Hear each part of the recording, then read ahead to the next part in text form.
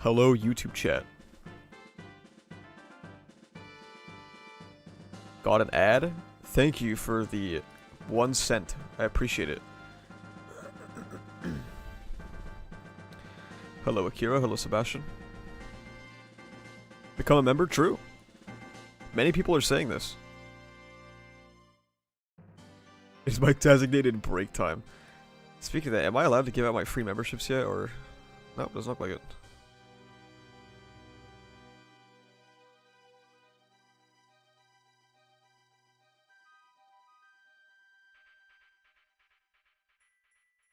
Oh, Jesus.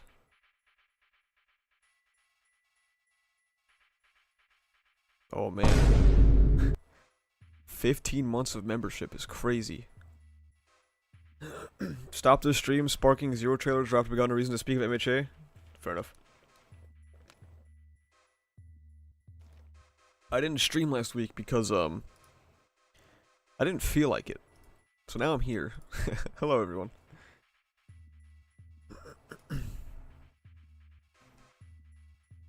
Hello, Kilos Baton.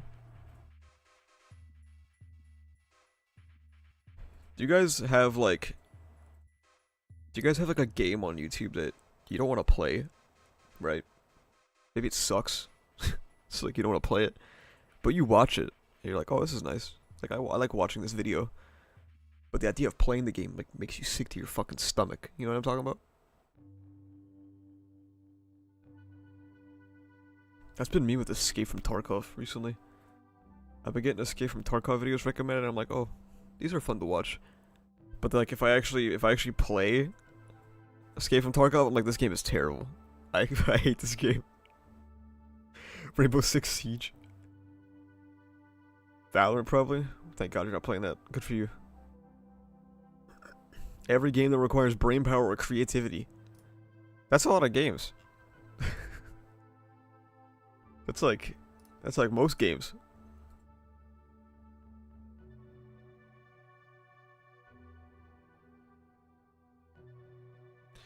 Hello, Mr. Asa. Hope your day is going well. Thanks for saving my cat from the tree the other day. You're welcome, buddy. I am an expert climber. Hello, rereader.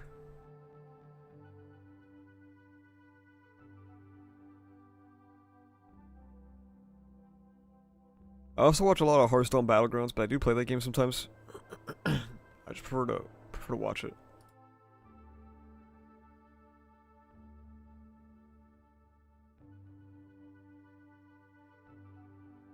You don't really play a lot of games? I mean, I play some games. You know, we do a little bit of gameplay. Seems like your new videos kept taking off, kinda. Yeah, it's ranked at 2 out of 10 on YouTube. Which, for those that aren't aware, YouTube, like, ranks your last 10 videos. So it being a 2 out of 10 means it's my second best performing video out of the last 10. I'm gonna be completely upfront. I have banned, like, 8 people from the comments. I did this with the Mushoku Tensei video, too, okay? This is my rule of thumb. Is that if you come into the comments to disagree with me, that's fine. If you come into the comments and it's very clear that you haven't watched the video, you're getting banned.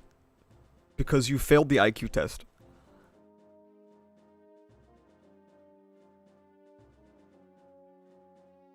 And every single person I've banned has made comments that I have talked about in the video, specifically. Indeed, get that ass banned.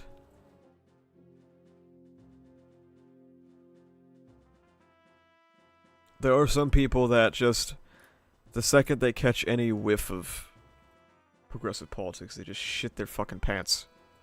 Completely malfunction.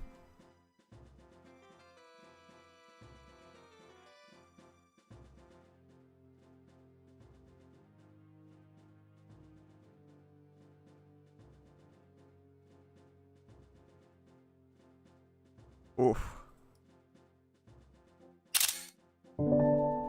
Here, chat, we can decide this commenter's fate. This was in response to somebody else. Asking a legit question doesn't equal blinded by rage.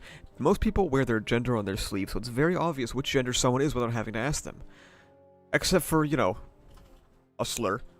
Don't assume gender is a phrase for a woke person would say, while claiming there's over 100 genders. I think we can all agree this is a get that ass banned moment, correct? This is a get that ass banned moment. Yeah, right, that's what I thought. That's what I thought.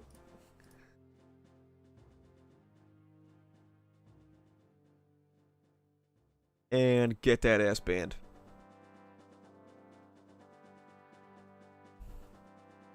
Hello, Evan.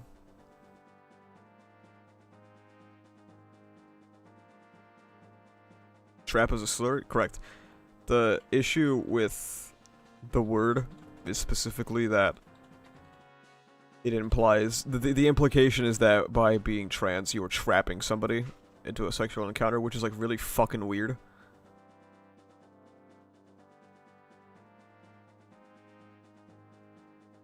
From a ReZero video? No, that was from today's video, the localization video, which I expected many people would get mad at, because low IQ.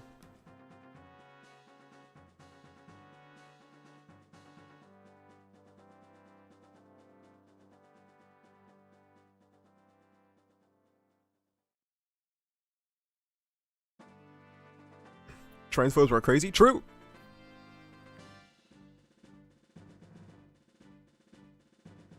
It's Zorban time? Many people are saying this. You know, he pissed on his foot today.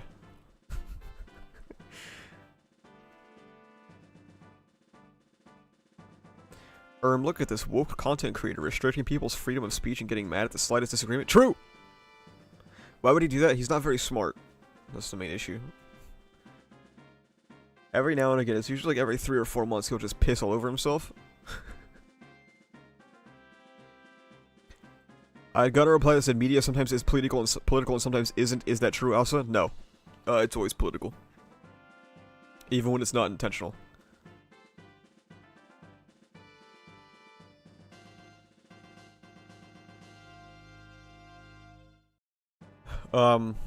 Generally when you make a piece of fiction, or a piece of art, I believe in one of my videos I described it as taking a snapshot of history and culture, right? So, like, when you go back and you watch these really, really old television shows, and, like, the women in those shows are always, you know, subservient to the man, or acting as basically just housewives, having no career goals and stuff. Even though that the series itself might not have been making a statement about, like, 1940s, 1950s gender roles, by virtue of having that, it's a snapshot of the time that it was made in. Star Wars was never political until they brought in the black characters. It's crazy how many people actually think that Star Wars was never political. Look, I haven't watched Star Wars in a long time, but it is very clear George Lucas's thoughts on the Vietnam War, okay?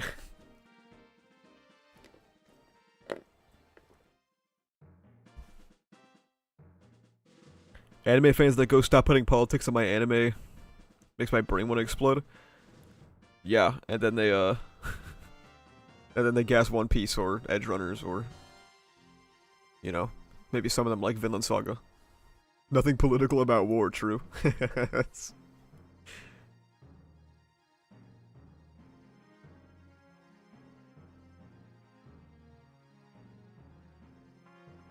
I wonder if I should make, like, a media literacy video about art being political, but I feel like I've already talked about it so many times.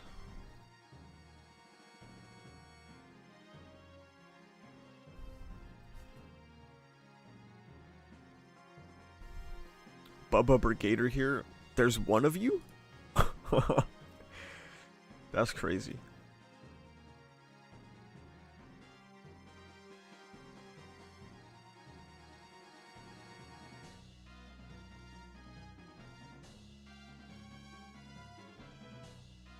Anime is generally very explicitly political as well, yes. So, like,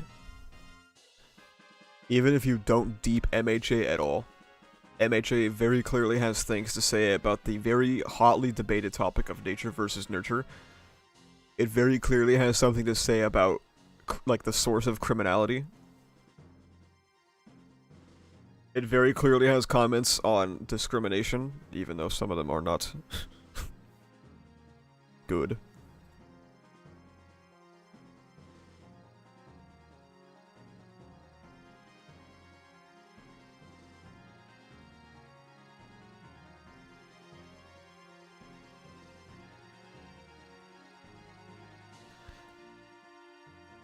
Yeah, I obviously haven't watched One Piece yet, but like the main thing I know about it is that it's, I'm pretty sure it's very anti-establishment. The overwork structure of Japan as well. True, true, yes, it has a very pertinent case with All Might about overwork and stuff. And obviously Deku later on, even though it sucks later, but whatever. I have a question, what does more damage to a series, main character being a pedo or side characters being a pedo? Main character for sure, yeah.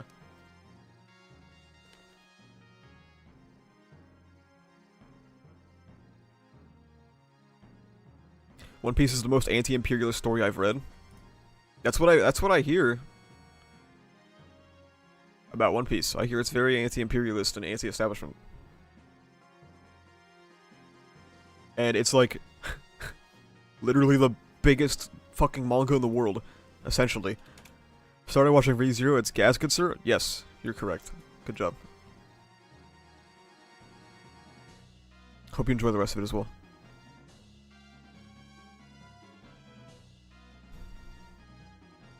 The One Piece is real? Many people are saying this.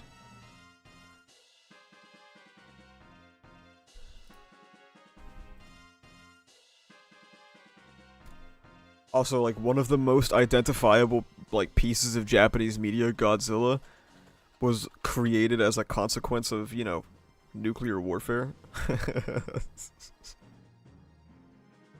Definitely not political, though. There was absolutely no political slant to anything produced in Japan. It's so crazy because, like, online, Japan is so insanely infantilized. You know what I mean?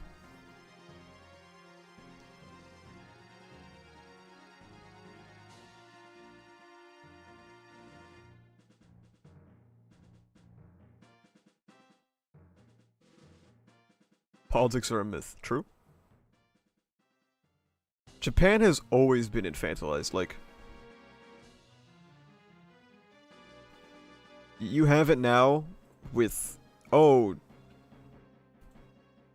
Japan is clearly not into the wokest politics. Which is like, alright man. Have you ever heard of the Japanese Communist Party? Have you ever heard of Japanese history whatsoever? Obviously, they're a conservative country. I mean, that much is clear. Somehow they're apolitical, but also a conservative haven. Yeah. And I've seen this on Twitter a lot, especially in, like, the MHA fandom circles, where it's like...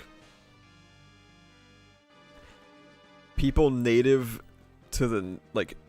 people's opinion on a series, if they happen to be Japanese, is held to, like, a higher standard.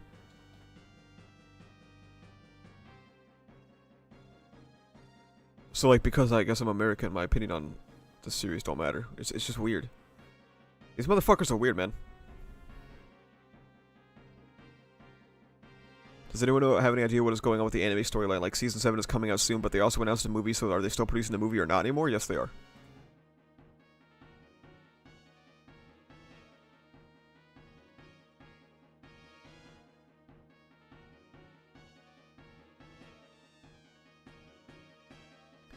Weren't the biggest two figures in anime history, Tezuka and Miyazaki, both communists at one point, and their works heavily influenced by their political stances? I believe Miyazaki, yeah. I don't know if he was a communist, but I know Miyazaki was anti-conservative. Tezuka, I don't know. Japan doesn't have history. America dropped bombs and Astro Boy came from the rubble. Fair enough. I just, like, if you want to go to bat for a country so badly... why don't you just, like, at least read a Wikipedia page, you know? I don't... is it that hard?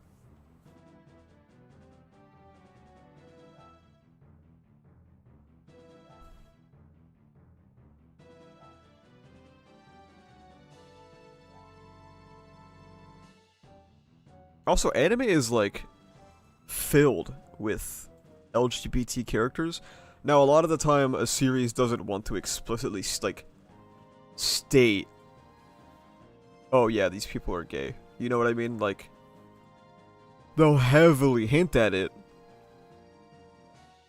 because it's still pretty taboo in Japan, unfortunately.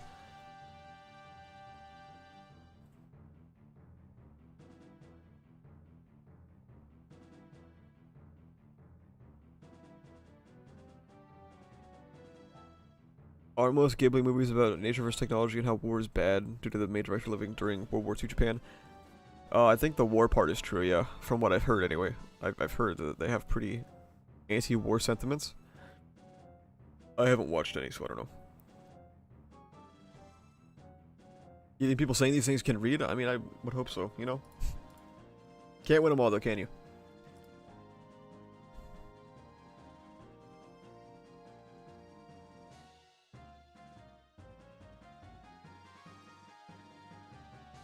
Also, the amount of people that think that Japan has no trans people is that's also crazy.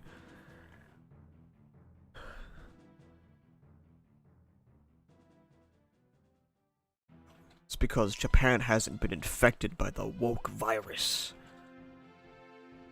And surely it's not because the trans people of Japan wouldn't fucking dare expose themselves as trans in a conservative country. That can't possibly be. That can't possibly be it.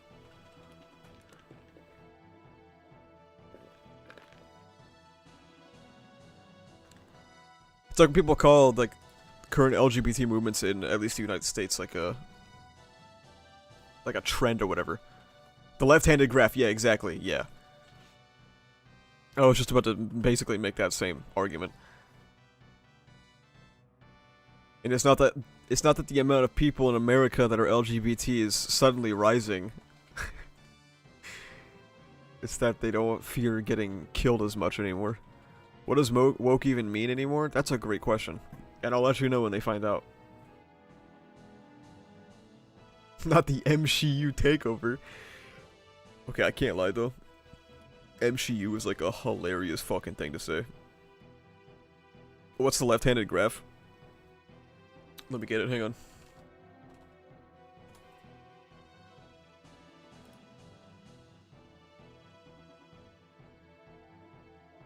So, hang on, let me zoom in a lot. So as you can see, the history of left-handedness in Americans, right? And in the 1900s, 1910s, it dropped. And then suddenly, as being left-handed was like, people recognized that it was a fucking thing that just happens to you. You can't do anything about it. Oh, look. An increase. And this is the same increase that we are seeing with LGBT Americans as well, okay? We're seeing this increase as it gets more normalized. And then people think that being like gay or trans or whatever is a trend. And at some point, just like this chart, it's going to top off. And we're going to be like, yep, there we go. It seems these people always existed. Who would have thought? It seems society is being infected by left-handed people. Many people are saying this.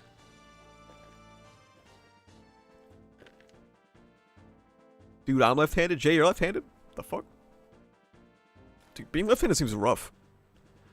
Every single thing is designed about being right-handed. It's great.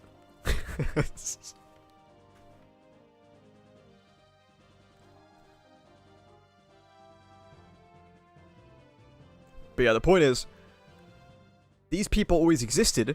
It's not that suddenly, 8% more Americans became left-handed. It's that they were like, oh, people are done being a fucking asshole to me because I'm left-handed. And then it increase, and then we're good. We're chilling.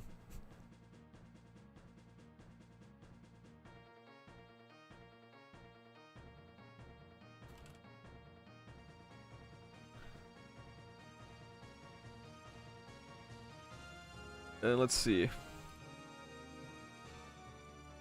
Americans' self-identification as lesbian, gay, bisexual, transgender, or something other than heterosexual, as you can see, increasing quite a bit, but also not that much. You know what I mean? Like, relative to this chart, 3.5 to 7.1% is like pretty big, but also not really. Like, these numbers isolated, like, this is a pretty big jump. But in the grand scheme of the American population, this is not that fucking big.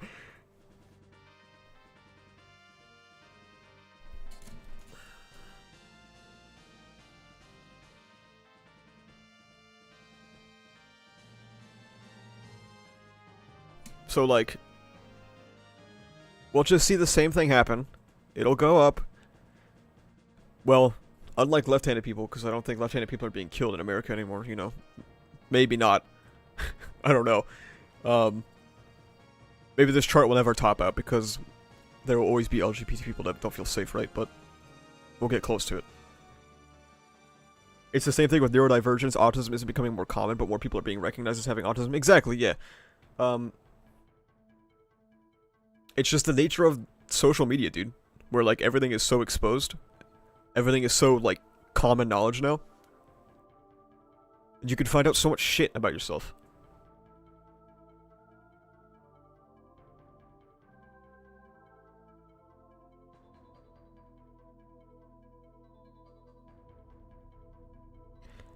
It's originally meant to be socially aware about the political climate. Oh, you're talking about woke? Yeah. Yeah, I remember. This is true. This is true. Especially when it came to race. It was first recorded by an African-American male singer in the 19th century talking about racism. Yeah. That is true. It just means nothing now. It's basically been co-opted. But, you know.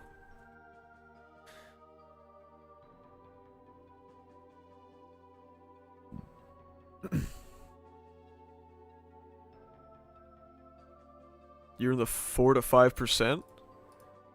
You're still in 2017?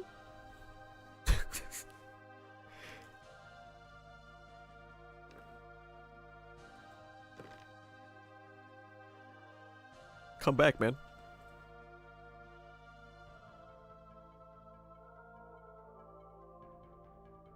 Woke means whatever fits the conservative agenda. True.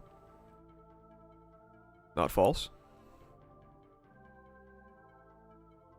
Maybe they were born in 2017, perhaps. Also, this is further down, too. American self-identification as LGBT by generation. So they see this. That 20% of the people who responded to the survey were in Gen Z or LGBT.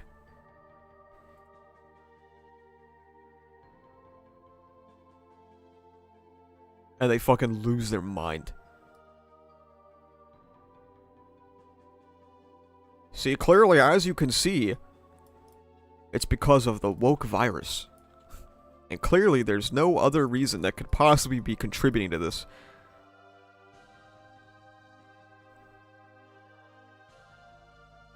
And funnily enough, they might also ignore that the no response goes up for the older generations. 7.1% of traditionalists saying no response. Curious.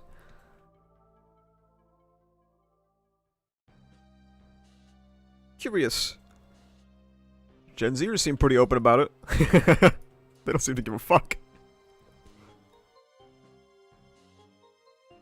Apparently you could turn gay now. Yeah, it's like the frogs. You know the frogs?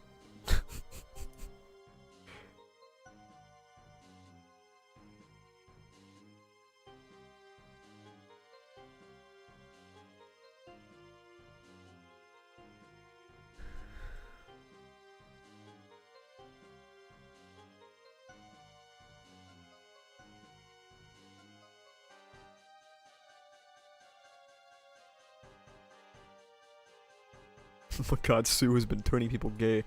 Is that why Bubba doesn't like Sue? Curious. Not your choice become gay, you just become it. That is true, probably. But also, I can't lie, even if it, like... It's weird, it's a weird thing because, like... Obviously, the argument is that you can't choose that you're gay. But even if you could, it also shouldn't matter. You know what I mean? Like, it still shouldn't fucking matter. But alas.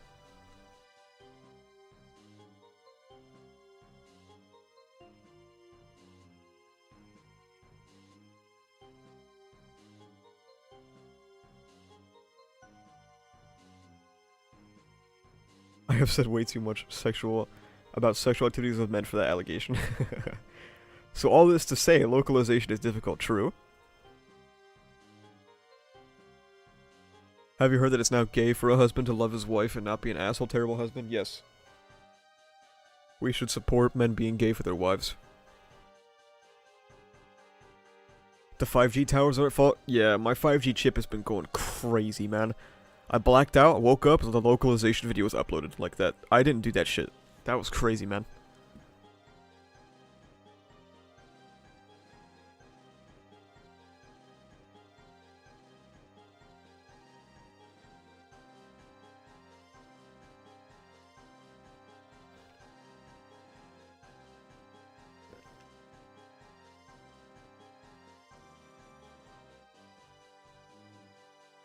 Bubba literally bombed a lesbian wedding in Minecraft. He invented homophobia. Many people are saying this. That's true.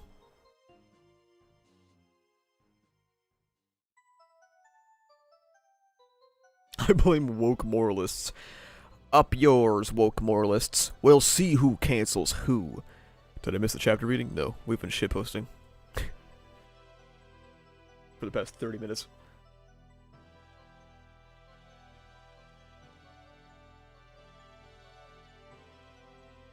My favorite part is that the viewer count of the stream is always like high at the start, even when I'm spending like an hour talking about random shit. And then as soon as I finish reading the chapters, people are like, alright, he's finally done. And then they start leaving.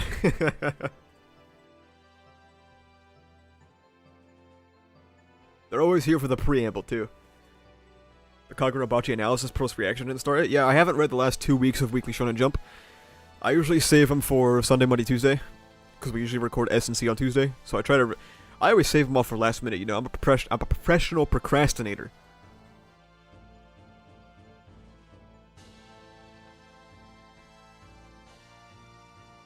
I am guilty of leaving, how fucking dare you.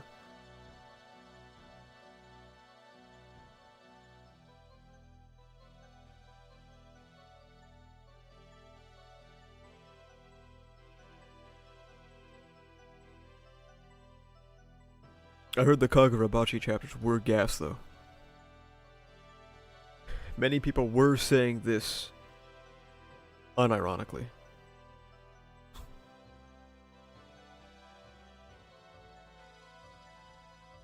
See, people now people are saying, oh man, we should start reading Kagurabachi now that the first arc is over. Stay on that side, alright?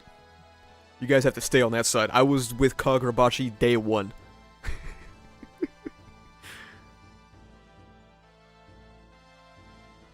Is the chapter read over? No, we haven't even started it.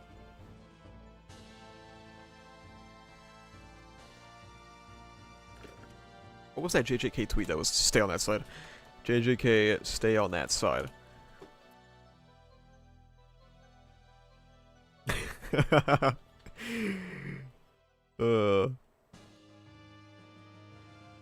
Don't come back to Jujutsu Kaisen when Gojo gets unsealed. Don't come back when Sukuna vs. Gojo happens. Don't come back when Kenjaku conclusion / Sukuna conclusion comes. Stay on that side. That's some funny shit, man. You know what sucks? Because I've read some MHA posts that were basically saying this, like, almost verbatim. But they didn't have the same pull, you know? If you had to change one massive thing about MHA, what would it be? And you can only do one? Oh, Jesus. Only one?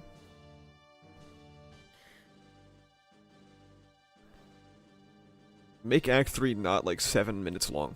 That's a good start. There you go. Have you heard of the Gojo figure incident? I've heard of it. Never really... never really looked into it. Wasn't really my cup of tea, personally. Something about period blood, correct. And a Gojo figure.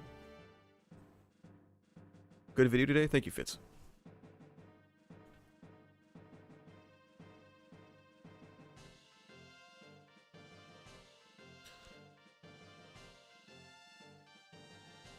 We had My Agenda Academia for a couple days. That was fun. Yeah, I guess. Don't come back when Bakugo vs. Toddler for one happens.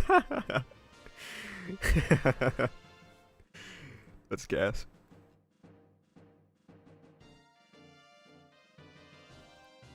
Bubba, you know what I wanted to say to you, but I didn't get to? I wanted to say, here's a way to think about the ReZero fandom, okay? Bakugo fans and Rem fans are like the same people. And that's, I'm gonna leave it at that. I'm just gonna leave it there.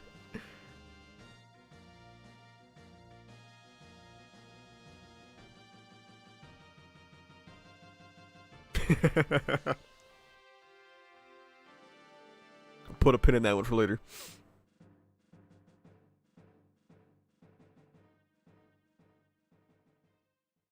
I don't want to say you're right, but true analysis. So do you hate Bakugo or you just don't care for him? I liked Bakugo. I was actually one of the few people defending Bakugo in PLW and shit, because I remember the common thought was that after PLW, people were like, yep, Bakugo's character is done. He's got nothing left. And I was like, that's stupid. Why would he be done? That's really silly. I was one of the few people out there actually fighting for Bakugo on MHA Twitter. And I was gonna make a Bakugo video. It was written out. It was about to be recorded and edited. And then Bakugo got revived. And I was like, well, alright. Never mind. We're not doing that anymore.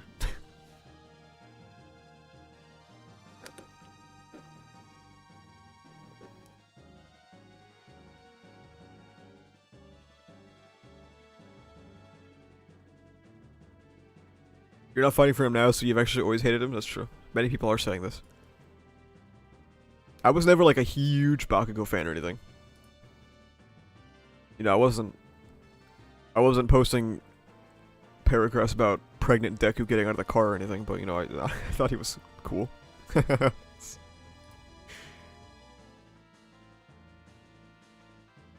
we start the chapters yet? No. We're about to though, probably.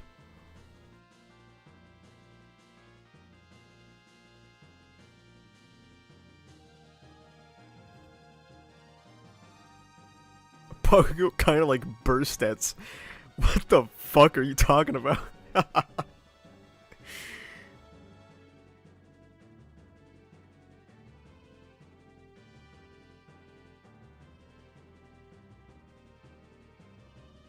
Craziest shit I've ever heard in my life. I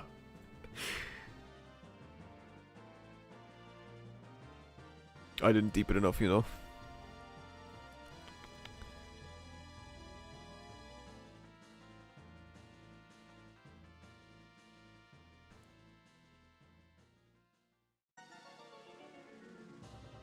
I always hated Bakugo. I liked his character growth, and I thought that was great. Never liked him for bullying Deku and shit, though. Thoughts on Endeavor?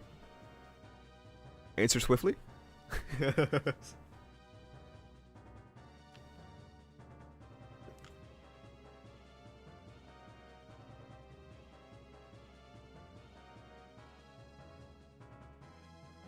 Endeavor Kino. That reminds me, I should look real quick.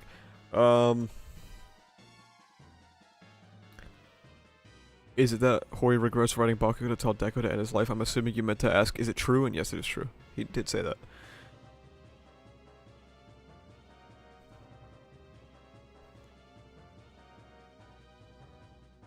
Let me see how far I am on the retrospective. So, this is me scrolling to the bottom. Okay, there we go.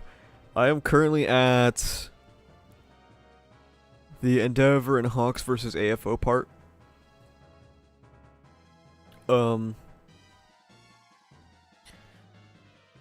26 pages into the script, which is about like 50 minutes of video probably. And I still have to talk about Shoto versus Dabi, Dabi versus Endeavor, Spinner versus Shoji, Gigantomachia, Ochako versus Toga, All Might versus All for One, Bakugo versus All for One, Deku versus Shigaraki, and then whatever epilogue comes.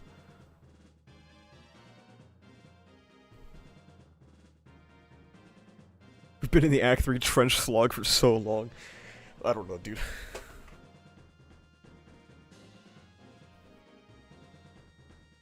So I have to write all this. If I had to guess, dude, this could be long as shit. This could be like 35 pages, maybe.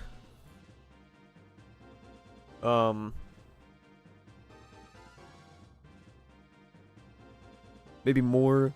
I have to write 35 pages, and then I have to pass it off to the retrospective gang so that they can add their own notes to it, change things I might have gotten wrong, etc.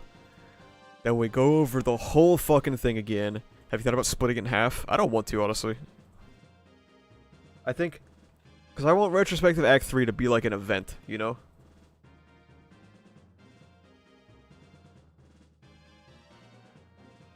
Are you gonna cover the 4th movie in anime seasons? The 4th movie... yeah, actually, probably. I already have a Season 6 intermission, so I guess I'll have to add a Season 7 one. I hope something happens in the coming chapters that requires you to rewrite all of it. Well, that's the thing.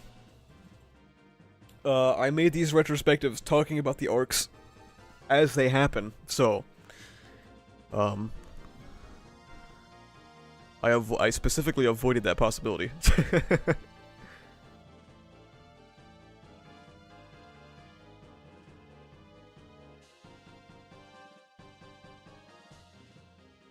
How good of a writer would you say you are compared to Act 3 Hori? I mean, probably not very good.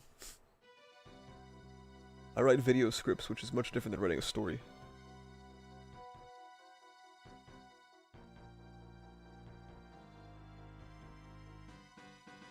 Some of them can't even be finished yet, because conclusions are just up in the air. Well, I plan on having, like, talking about the fights as they are, you know what I mean?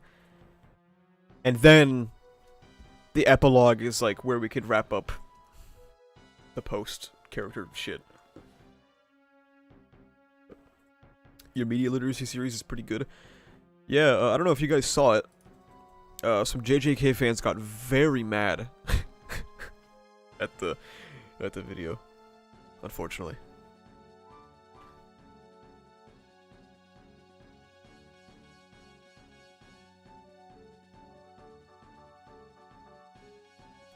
Will you suggest rewrites in the MHA retrospective? No, I'm not a rewriter. Sorry. Not that I have anything against it, just not for me. No more videos soon, I beg, bring that character to the ground. It is sooner than you would think.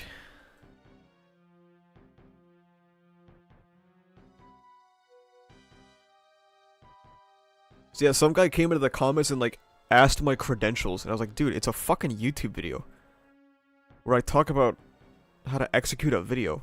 Like, or not a video, execute a story idea. The fuck do you mean credentials?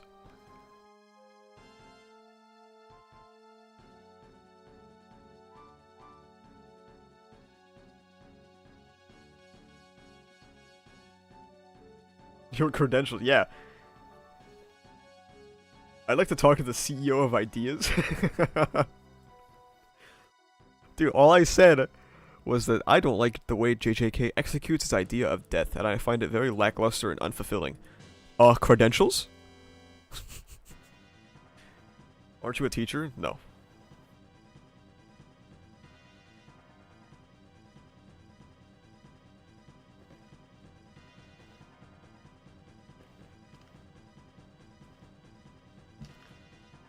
My credentials are that I'm almost 26 years old and I've read more than one story. I've read more than JJK. Those are my credentials.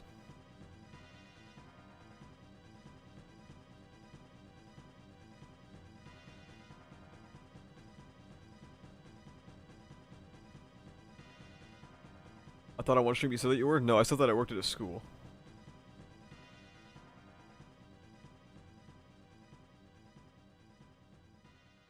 What does he want? Your social security info? Probably.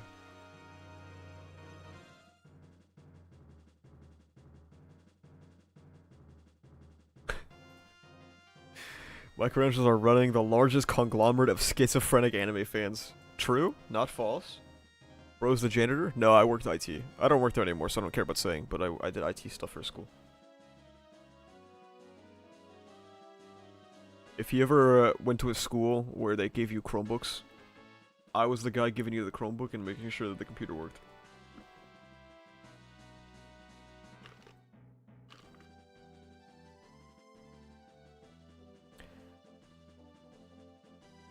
Dude, there was a couple of times where I had to help someone up front for, like, you know, some IT shit. And somebody would walk in and they would be wearing an MHA shirt and there would be chills down my spine. Because, like, there was a non-zero chance that they would hear my voice and know who the fuck I am, and I didn't like that. I didn't like that at all. That was terrible.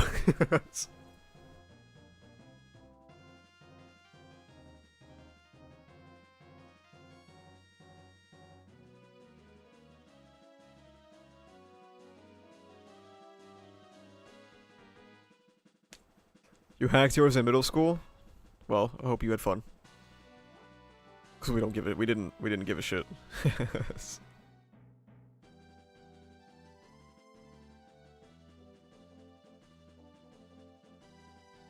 The other thing we gave a shit about, sometimes we also had Windows laptops that you could get. And we would give out the Windows laptops. And sometimes some kids would go into the Windows laptop and then go into the BIOS. And they would put a BIOS password on the computer, which really fucked us up. So we would get this computer back at the, like, when they disenrolled or graduated. And they would give us a laptop that we had no access to anymore. Because they put a fucking BIOS password on it.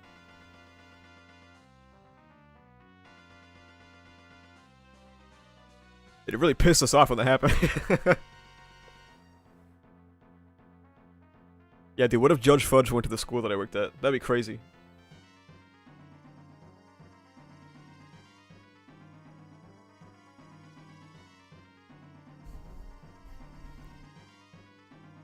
There was also one time I went to the mall. I was really scared of it happening there then too, because I have a Dobby and Toga shirt. I'm actually wearing it right now. And some dude walked up to me and he was like, "Hey, I like your shirt." And I was like, "Thanks, man." And then he showed me this fucking actually dope, like, sleeve he had on one of his arms of, like, just MHA tattoos. And it actually looked cool as fuck. Like, he had All Might and shit, like, doing cool shit. Doing tricks.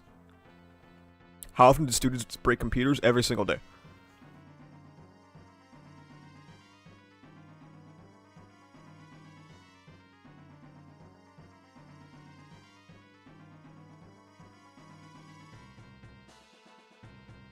Asa and Decatron being co-workers fic. All of my co-workers were male.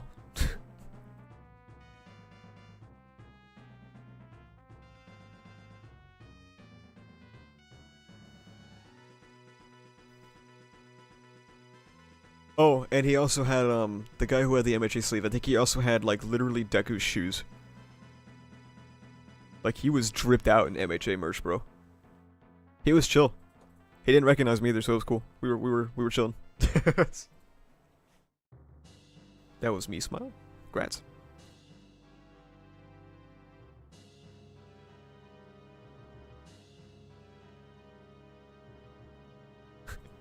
Just lied. Hashtag pathological. Bubba, I know you don't have a tattoo of anything. Asu didn't recognize me, man. That's for real me. I didn't know that you were so pasty white, dude. That's crazy.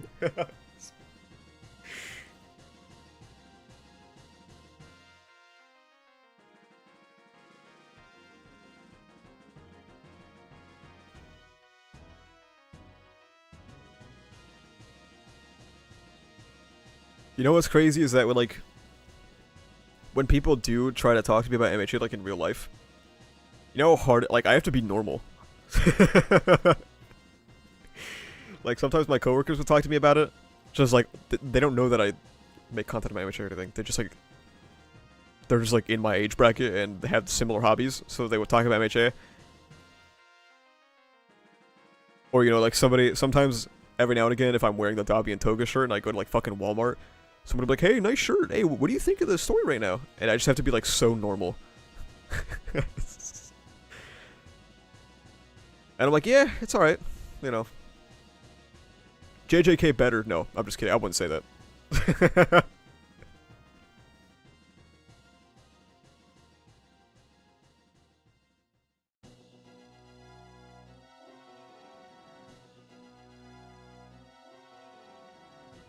If I know some of you motherfuckers are wondering about it. No, I do not talk about ReZero in real life. Like, in fact, I'm never going to recommend ReZero to somebody in real life ever in my entire fucking life. Okay? That's an online thing only.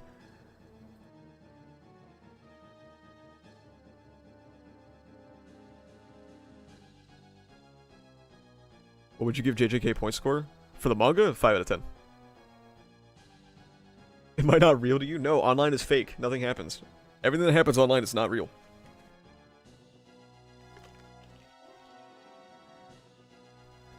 Recommended to unsuspecting women. That's the worst thing you could possibly do. The day that someone recognizes me. See, here's the reason why I'm kind of safe, okay? If anybody recognizes my voice, I could be like, oh yeah, moist critical? Yeah, I get that a lot. Yeah, I get that all the time. See, I can just... I can avoid the conversation entirely, you know? Oh yeah, Charlie? Yep, I get that constantly.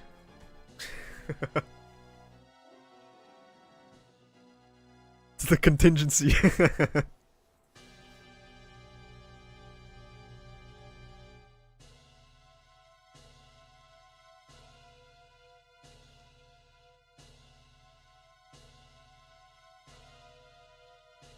Should we finally read the chapters? I've been having a good time just chilling, but you know, I guess we can say one of Charlie's lines. Hi. I don't watch him, I don't know his lines. What are his lines?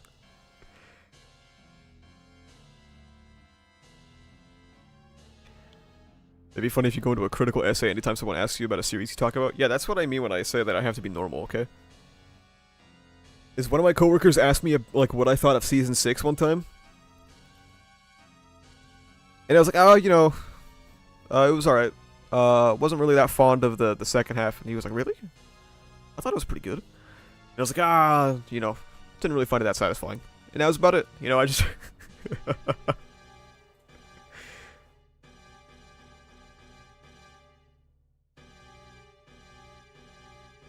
That's all you can say.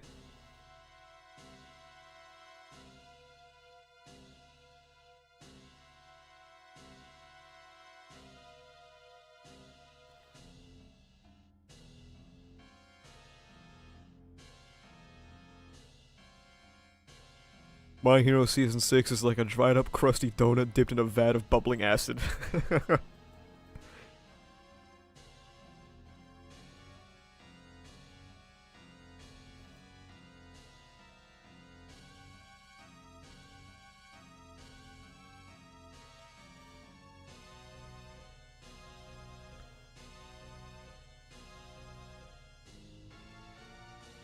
I'm gonna need that Season 7 work talk update. I don't work there anymore, so you're not gonna get it.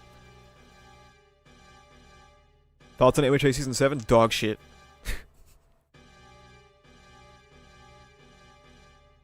I remember one IRL I knew said Star and Stripe was the best arc in the series, and I almost tore my skin off preventing myself from making my hands their new necklace. That's what I mean, dude. Like, I've had people that I work with also, I think one of them said that the gentle stuff was mid, and I was like, oh, no, I thought it was good, you know? I liked it. I had to be so fucking normal. You know how hard it is to be normal in that situation? When I spent hours of my life talking about this stupid fucking anime arc. God damn it. They dropped a new key visual this morning? Wait, did they?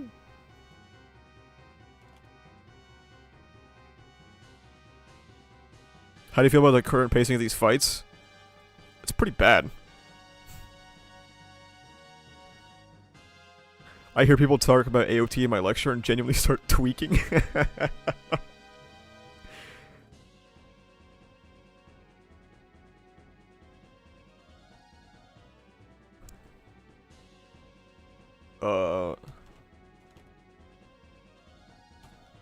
Chat, how do I find the key visual? Let me go to Bubba's Twitter. He probably bitched about it or something. Let me see. No, I guess not.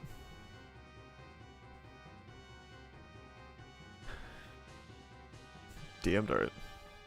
Had to sit with motherfuckers talking about Blue Lock being better than Haikyuu because it's more raw and it doesn't have friendship wholesome moments like HQ doesn't. It's for men.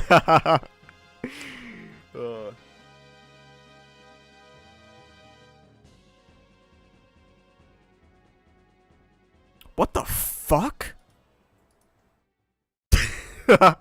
What is this? I'm sorry. This is not particularly good. What is this?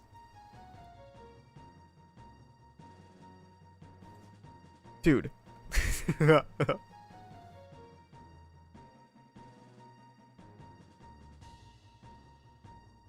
Yeah, Pilot, don't worry, we'll get to that. Yeah, guys, it's the main cast. They cooked. You're just happy Sero's here. Sero's in the back of Ailing. You should be mad.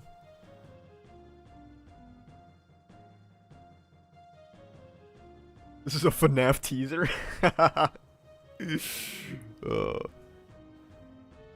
This is not good. Also, Jesus Christ, Deku's costume looks so fucking bad.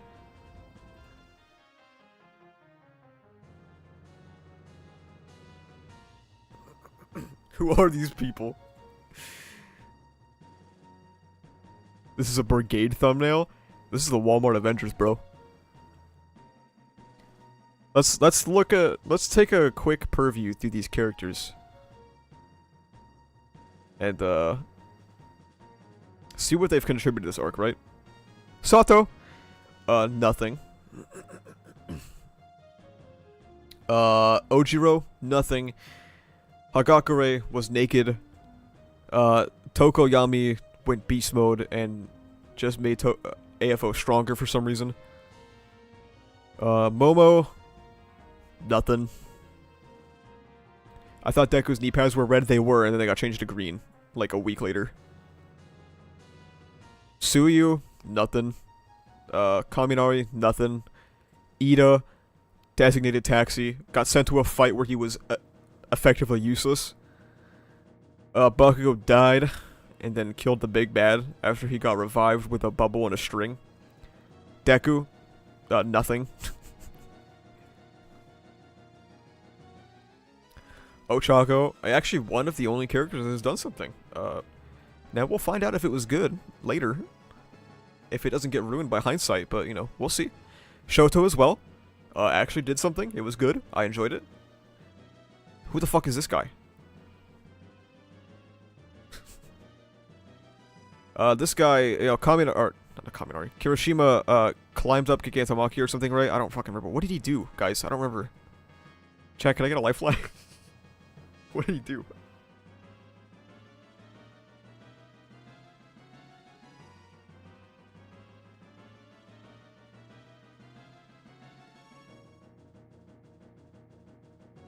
Kirishima didn't even get a mention for stopping AFO. He got clapped by the sludge villain.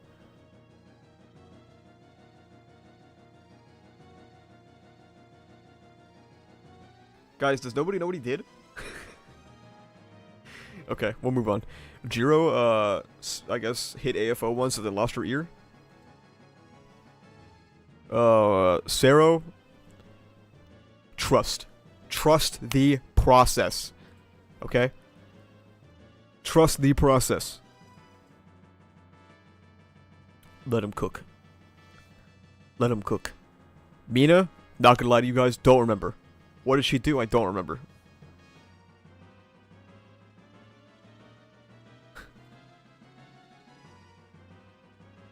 Mina got whitewashed, that's right. Okay, she got whitewashed and, what else? I don't remember. Got Tareted. Okay, everyone only remembers that she turned into a white woman. Is that all she did? She avenged a pedo, that's true. Do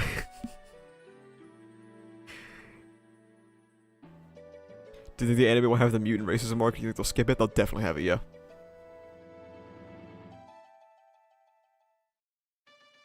Shoji. active combatant to civil rights. Aoyama? Yep, he is a character in My Hero Academia. And Koda, a victim of something.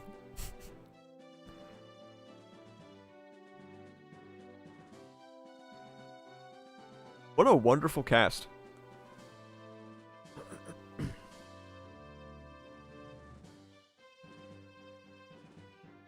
His head opened up. Yeah, his fucking little head cliff got bigger, right? They became stalactites.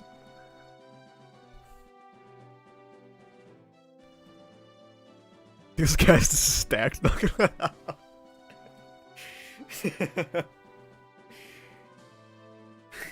batting like 3.5 for 20. They won't stop because that means that they would have given up, alright? New to the stream, glad I finally caught you live. Welcome, man. Did you see Broken Ronin's video on how they should improve? I did not. Should I watch it? Question mark?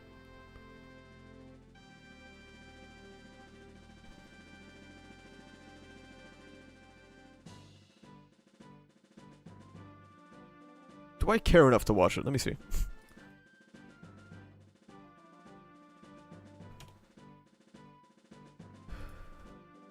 Broken Ronin. What My Hero Academia can learn from comics. Is that the one? Shush.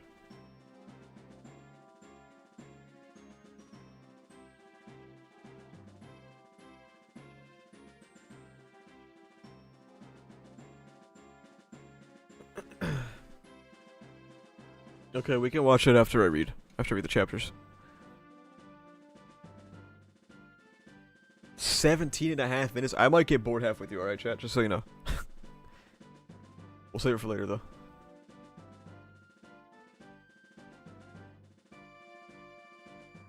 Have you seen a Triggered Senpai video? No, I don't watch anime YouTube.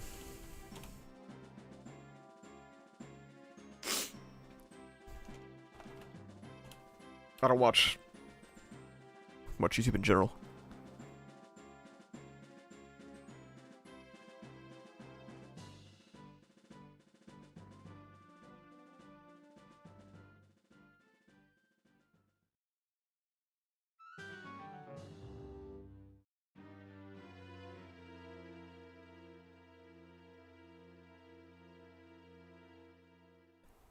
His takes are ass.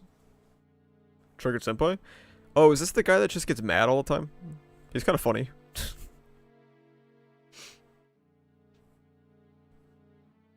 Bro just works for YouTube? Yeah, I just clock in, and then I leave.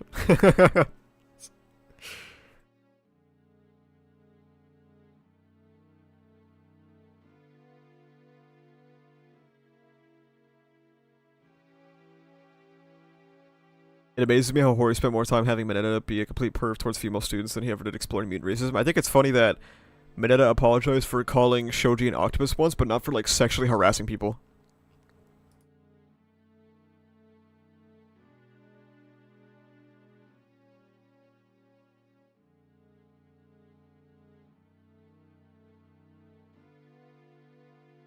I watched the video, but it's saying Deku isn't a 10 out of 10 character, so I disagree, really. Yeah, Deku is more of like a 4 out of 10, maybe? Maybe a 3 out of 10 now, actually. We'll think about it.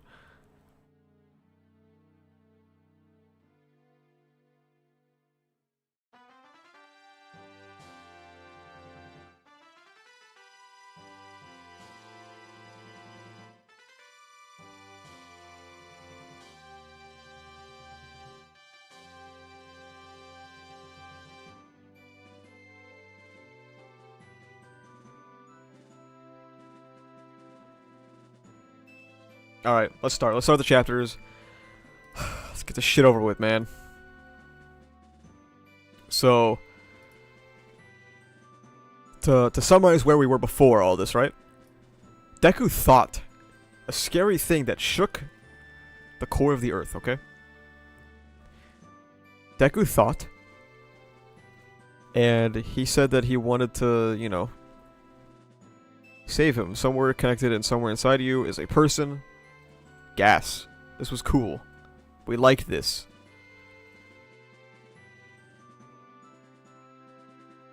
Yeah, let's see where we're going.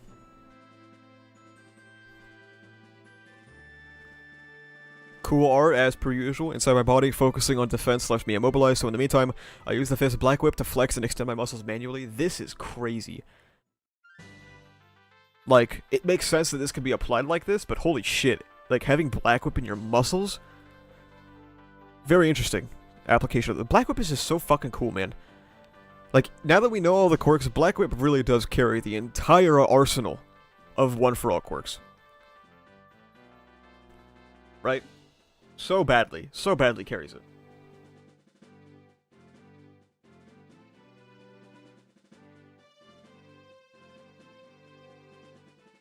Pushing them to the limit to build up power for the third Sfajin.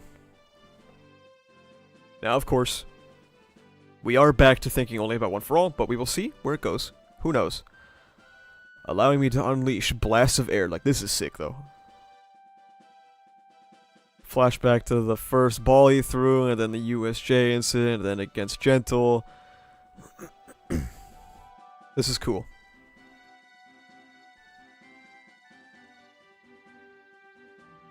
Delaware Smash. Pretty neat. Just getting fucking... Haha, gotta say, that's peak performance, Midoriya. He predicted the path and range of my decay and used that wind blast to gouge out the land and blow it away. By removing a medium for my power to travel through, he could delay the advance of my destructive force. Still, it's only a stopgap measure.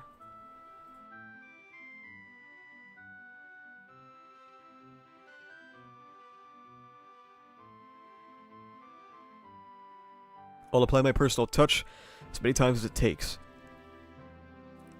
The dust cloud isn't dispersing.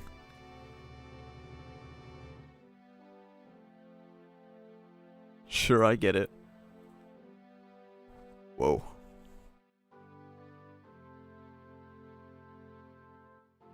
Punches his arm clean off.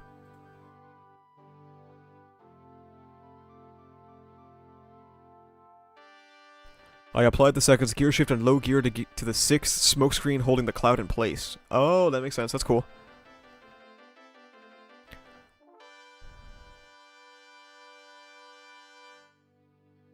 Then, unleashing the fifth black whip while Shigaraki's vision was obscured, caused the fourth danger sense to set off a constant alarm in his head.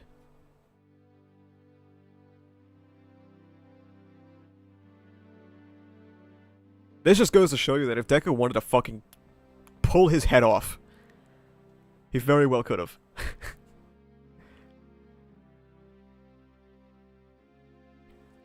And now in the meantime. After all, I know the risks of relying too heavily on danger sense.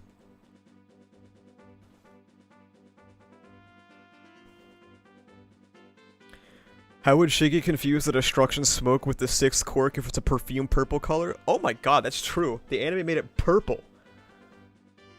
The anime made it fucking purple. Maybe he can change the color.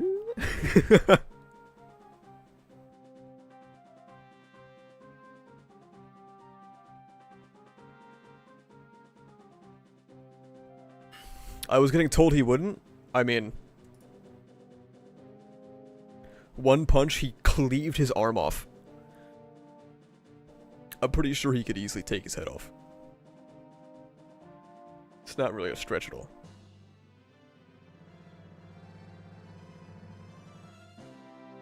Going to such lengths to store up power, but ninth, Shigaraki's search quirk will lead him right to you. Gah. I see all, remember? Your location, and weakness. Can't catch your breath, huh?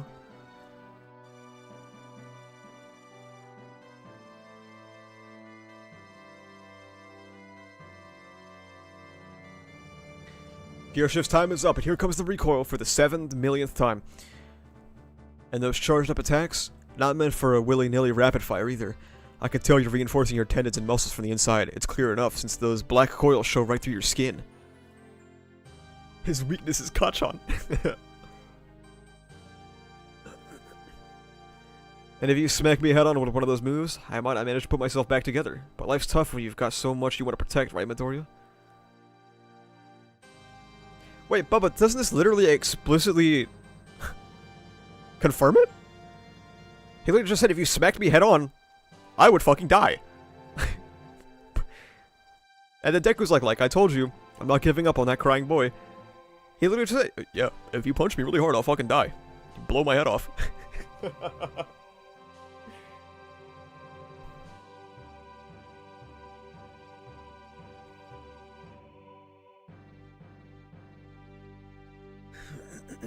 People interpret the world around them through such narrow, limited windows.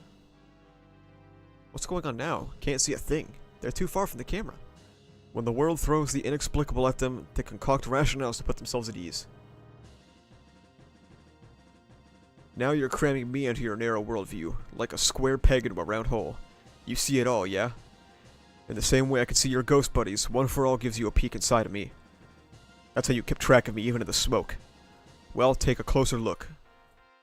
I overcame and buried that crying little kid a while back. It's my worldview that's taken over. The boy's gone, only I'm left. Me, Tomura Shigaraki. And I'm doing just peachy. Give it up. There are some people out here who can't be saved, Izuku. In the face of the ideals you carry as a hero, he represents an insurmountable challenge, an impenetrable wall you don't need to overcome. Your only option is to annihilate him in a single blow, leaving nothing behind. Accept that fact, grin and bear it, Izuku. Charge up for a strike even mightier than before. No. I have to ask why he can't let go of that sad, lonely past of his.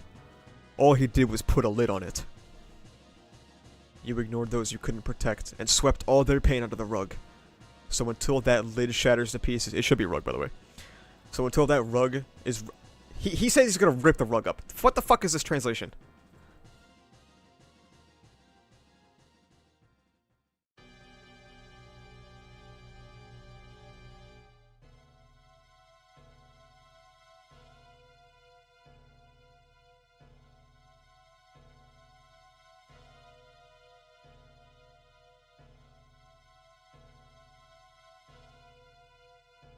This is why I was so opposed. The desire to save one's arch-enemy is delusional madness. A madness that disrupts our destined path. It's arrogant thinking born of a naive, peace-addled existence. But having observed from within, I know the truth, that this boy clings to one driving notion. That anyone, whether the most vile among us, or even the quirkless,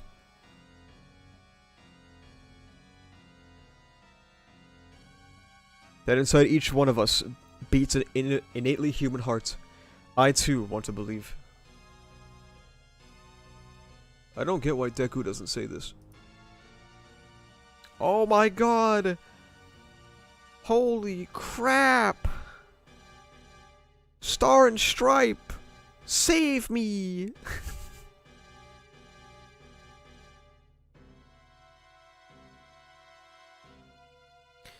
And this is what started people saying that Star and Stripe was actually useful.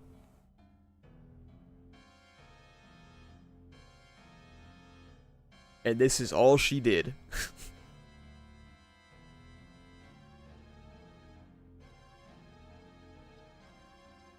Call me a fan of Saturnian sentiment? I actually don't know this word.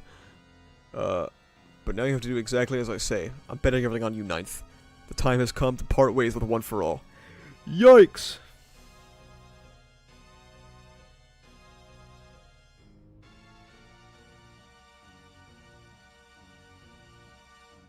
Now, obviously, this is concerning.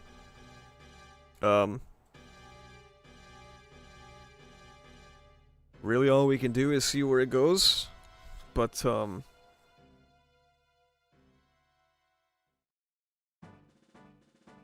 Deku thinking about saving Shigaraki is always cool, and it's always good. So unfortunately, let's read the next chapter.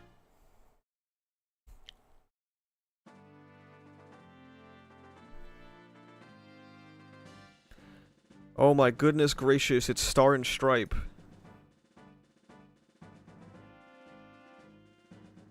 Master, there's a forlorn little boy inside there. All Might. You will meet your end should you drift off now. Remain conscious. Edgeworm! Give it up for Edgeworm, boys! Woo! He's here! Without an earpiece, I do not know the latest news, but Midoriya is likely still battling. A dream? No, I know the sensation. Just like back then. Even this far apart, I can feel one for all. Its very will finds its way to me. Can we... I have been talking about this for so long, but can we finally accept that quirk magic is fucking insanity? We have gone way past, like, the point of no return here, right? Like, this is crazy.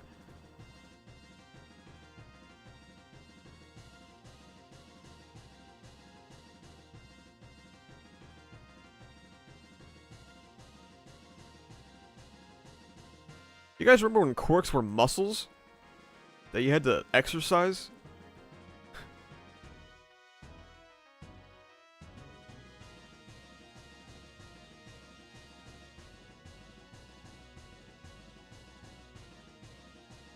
Quirk magic son or wishing energy daughter. That power we spun together bit by bit is coming unraveled.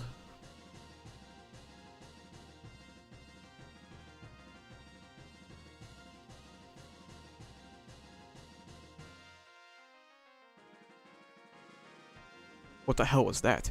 How could she be floating through my head? You should have been totally obliterated. As long as people stand up to save each other, someone will inherit that will of heroism. Dead and gone, yet your embers dare to haunt me.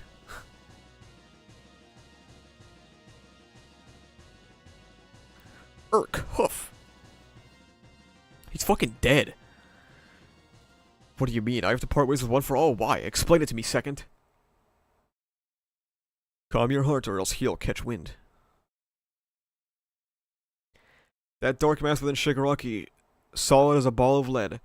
It's made up of every little kernel of anger within him.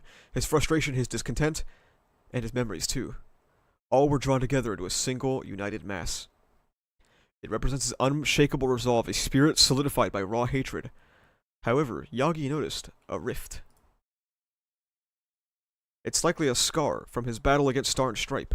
Not a physical scar, but a mental one that refuses to be healed up by its regeneration. Couldn't even get a physical scar, huh? Just his brain hurty. What's that got to do with one for all? Now that he has absorbed all for one, Shigaraki is far too powerful. You don't stand a chance pitting strength against strength. What do you mean? He was just about to punch his head off. So we attack from within. The transfer of one for all. We'll smash at that scar. We'll pry it open and give his soul a direct beating. What? Why did the fight with SNS leave a scar?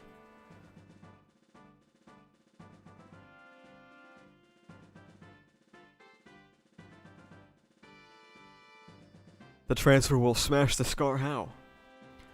Hold on, none of this makes any sense. Transferring one for all will just give him our powers to wield. Like how he already absorbed Shinomori. I'm using a broader meaning of transfer here. Try to keep up. A visualization to get the gist? Sure. I've got just the right analogy. When that childhood friend of yours hands you things, how does he do it? Haha, Bakugo being a bully is so funny. The right sort of transfer can wound. It can even break the thing being passed. We'll be putting that idea into practice with One For All itself. Okay, Star and Stripe Scar is stupid. Star and Stripe still existing is stupid. Haha, Bakugo is abusive. Kudo saying, no, you can't win, even though he could have won if he really wanted to just fucking kill him.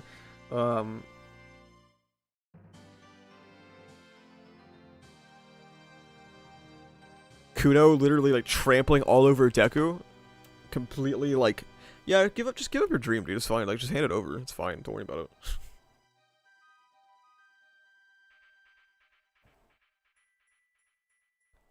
But frankly, there's no guarantee it'll work, so I'll be the test run. Yes, Kudo. Have Gear Shift be the test run. You fucking idiot.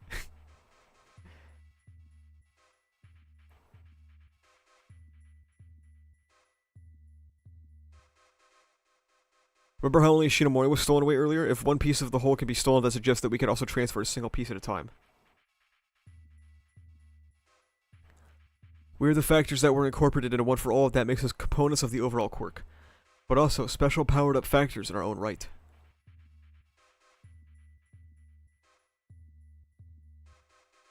Throw me at him hard enough that I shatter into nothing, and I'll serve as an attack without even giving him control over my power. What?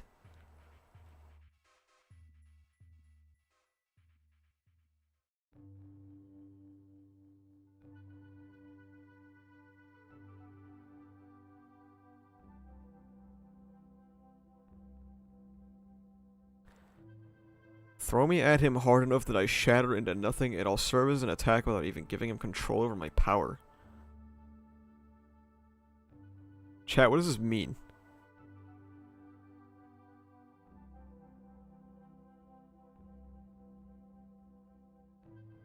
Can someone explain what this means to me? Because I don't know what this means.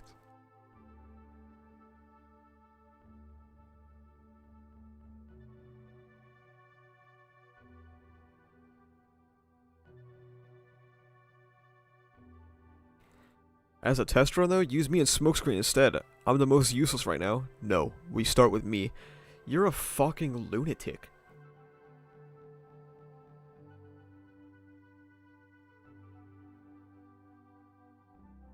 But Gear Shift is the cornerstone of this fight. What if this doesn't go as planned and then Shigaraki has your power on his side? Listen, if we don't act now, the boy's dead.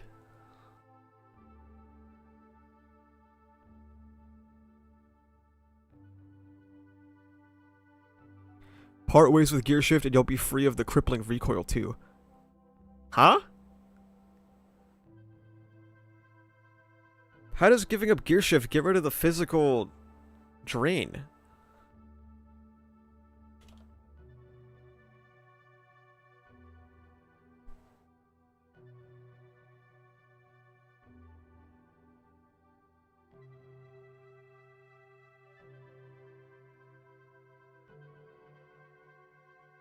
He's Red Spy. Because of the quirk factor, but like he's still tired. The quirk recoil, so is the quirk itself constricting his lungs? I don't understand. I thought the quirk just makes him tired. That doesn't make any sense.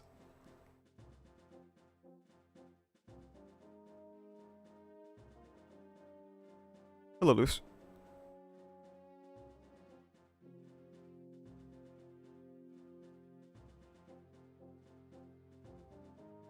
See, the idea of fighting within the Vestige realm, I think everyone saw that coming. But like, what are we doing?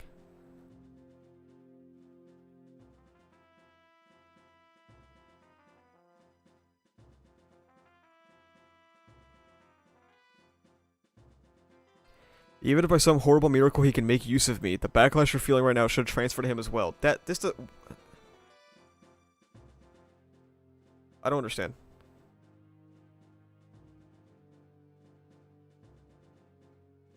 I have questions.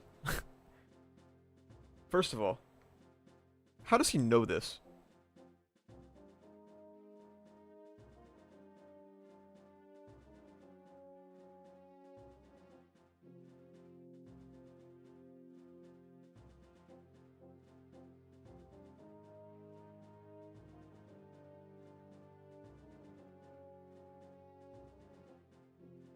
Second, even if this is the case, isn't it better to test the hypothesis with Smokescreen? To see if it does damage? Like, shouldn't we still throw Smokescreen at him first? To see if it does damage to him?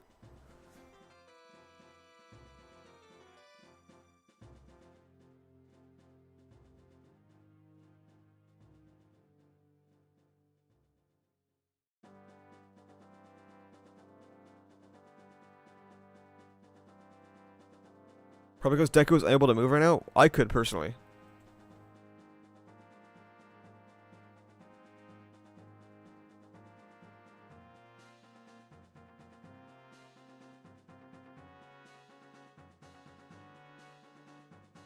Third of all, With Shiggy's, like, hyper-advanced body, what if he just doesn't care?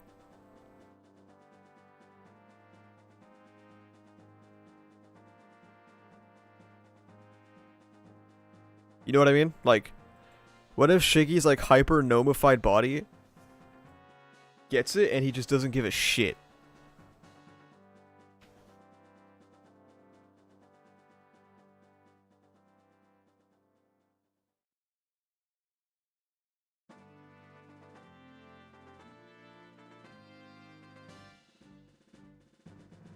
When danger sense tips Shiggy off, I imagine he would know that an attack is coming, and also, can't he hear what's happening? Doesn't he have, like, a connection to the route? Dude, quirks make no fucking sense.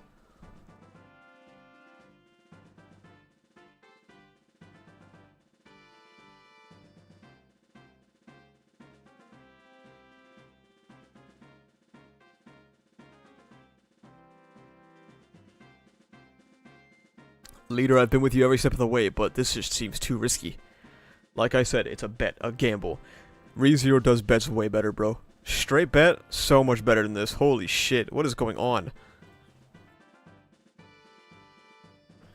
The vestiges are whispering so Tomura can't hear. Fair enough, fair enough. Yeah, they're like, Deku, you're gonna give up. You're gonna give up. Shh, shh. And you're being too loud. Shut the fuck up. You're gonna give him gear shift so that Shiggy gets sleepy.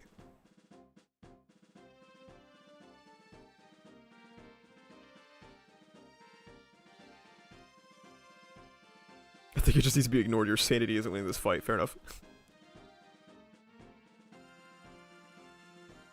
We lived through cruel times, to say the least. When up against the wall, we had to make plenty of callous judgment calls. Nothing could be crueler than this current reality, but even so, this boy refuses to throw in the towel. I want to believe he's got the right idea. Deku, still, having absolutely no input over this.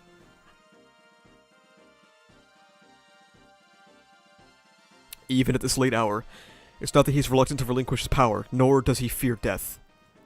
No matter how impossibly daunting a mission he's been charged with. Toshinori, even after coming this far, he still regards One for All as an irreplaceable gift and blessing from the hero he admires the most. Then have Deku say it! Just have Deku say it. Just have Deku say it. Just literally, just have Deku say it.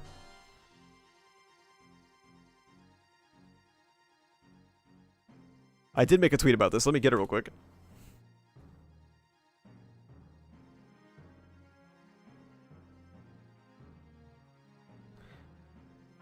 The most frustrating thing about this chapter is how every character involved is making decisions and telling Deku what he thinks on his behalf. Kudo is spearheading Operation Overload Shiggy with power, and Nana is the one telling him what he values. And someone says they literally only changed their minds because Deku thought Kudo got this idea. Because of Deku, though, Kudo got this idea from looking into Deku's memory and realizing there's another way to deal with Shiggy. Oh, so notably not Deku. So I said, okay, why not let Deku do it then? You can't sit here and seriously tell me you seriously think Deku isn't going to try and talk to Tenko. Not what I said, by the way. Like, just not what I said at all. Just didn't answer the question. They're trying to slowly find ways to blah blah blah blah blah blah blah. Just didn't answer the question.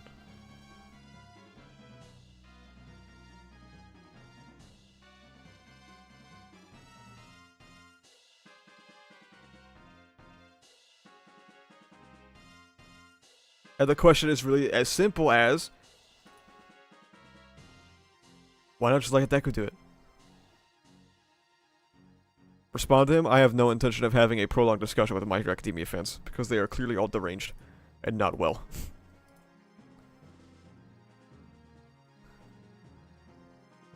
Except for Yozakura-sensei. He is the only sane individual in the room.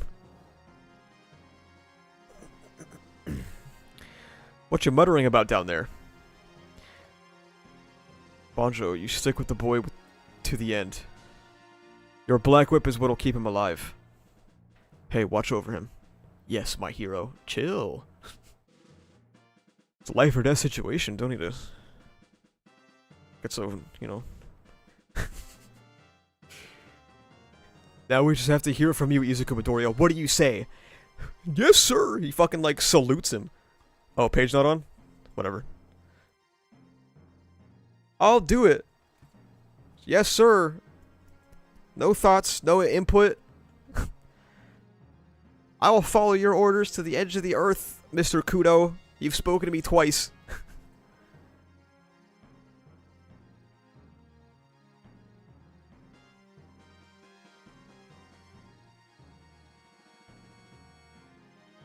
Whoops. Yeesh, look at you. I can tell you're reinforcing your tendons and muscles from the inside. Yeah, yeah. I'd never guess you were a hero. Oh, ho, ho, happy days, guys. It's a reference to the thing, you know, the thing that happened like 100 chapters ago. Guys, holy shit. It's crazy, guys. You know what's crazy is that, like, remember when we were making fun of Villain Hunt for being like a parallel and like callback merchant arc? And now it's been long enough that Villain Hunt is the one getting parallel and callback merchanted. That's crazy to think about, isn't it? It's been almost 100 chapters since 317.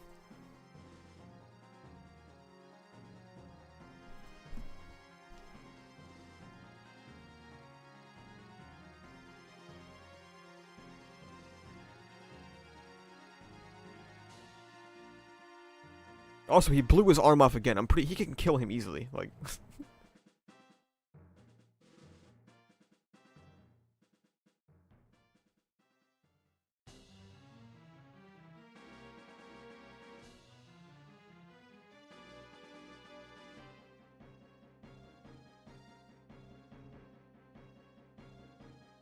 a chapter of all time. Isn't that kind of lame if Shigaraki is too strong for Deku to kill him if he wants to? It takes the choice away from him. I'm pretty sure he can kill him. I think Kudo is just fucking waffling.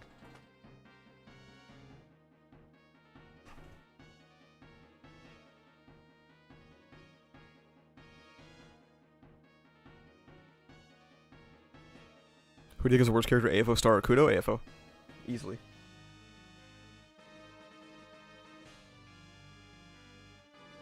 Easily.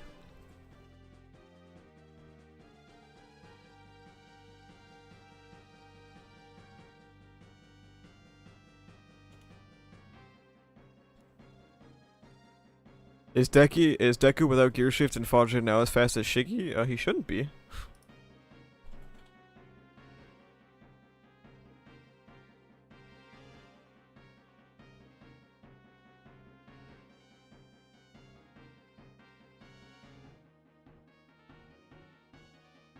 I think Kudo was saying Izuku can't beat Tomura without killing him at his current level. See, if that's the interpretation, then that's way better. If that's like the actual, if that's what we're supposed to take away, then that's way better. Obviously still don't like that Kudo is doing everything for him.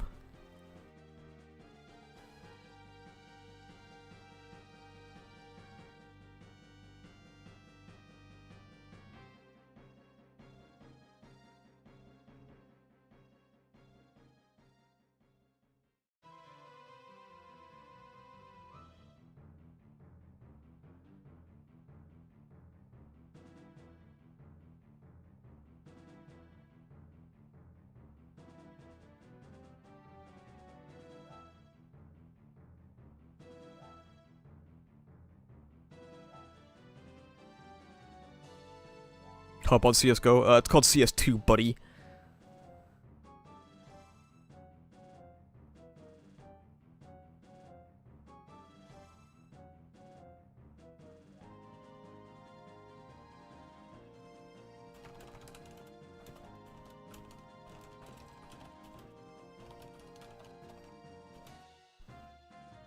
You co-wrote next chapter? Oh, it's gonna be dog shit.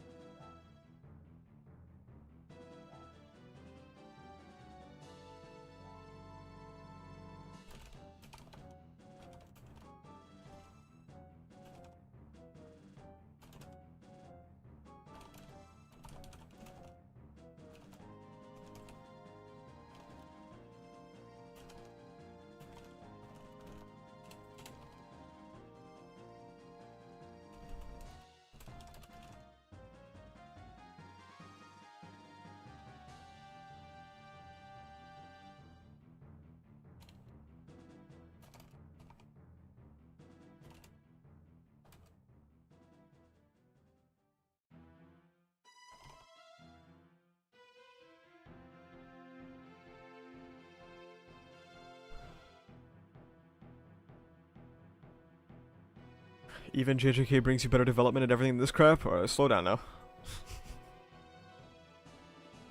Let's not get too hasty here, huh?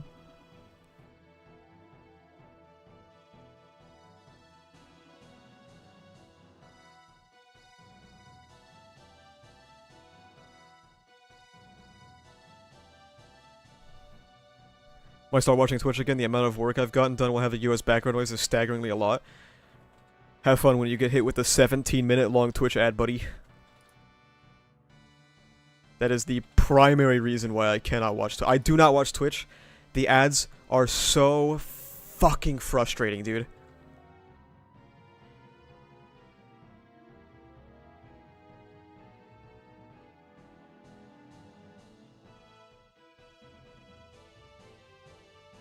So you should be watching some audiobooks.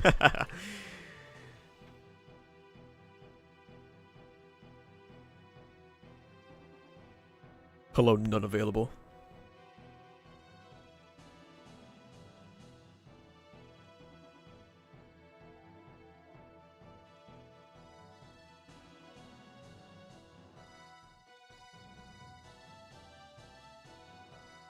Why do ads even exist in Twitch? Because Twitch has to make money to survive.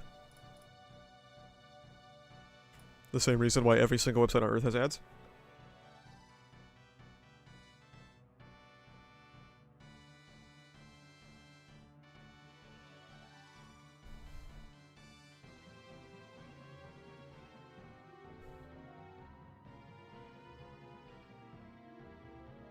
Midoriya first MC with inner helpers that feel like inner demons. Has Deku improved? No. It was clickbait. You got clickbaited. He still sucks.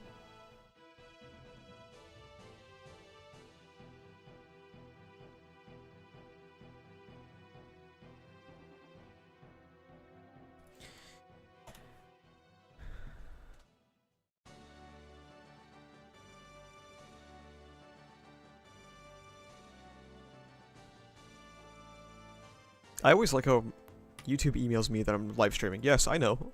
I'm here. I'm doing it.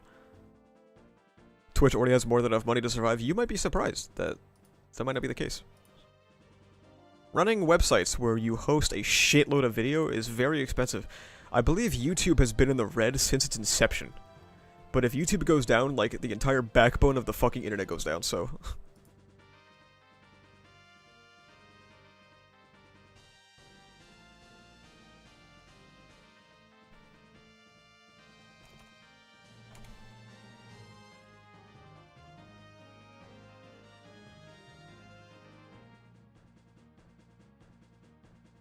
Since the movies are canon, can't Deku just share OFA for Baku and they can just win from there? Yeah.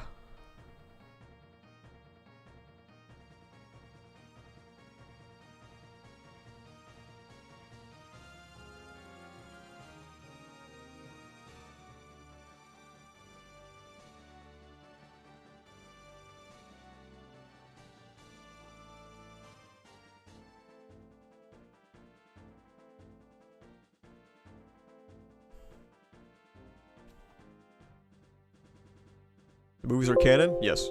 Sorry. My Windows noise, not yours.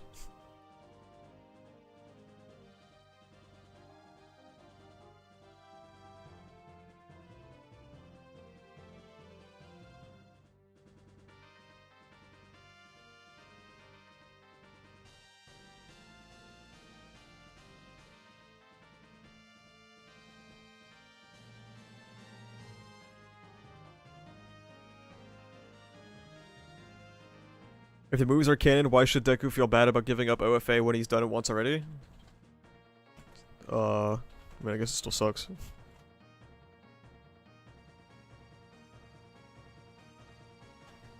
What a cool hero story. The MC is being spoon-fed ideas by a secret gang of spirits and has no thoughts on anything. True.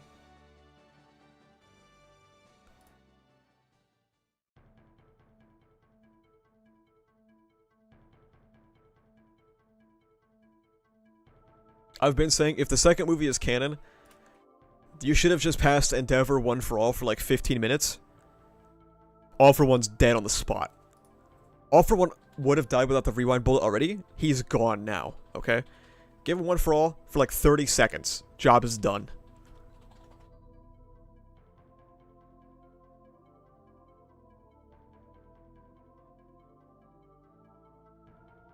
Thoughts on Nana Shimura? She's great.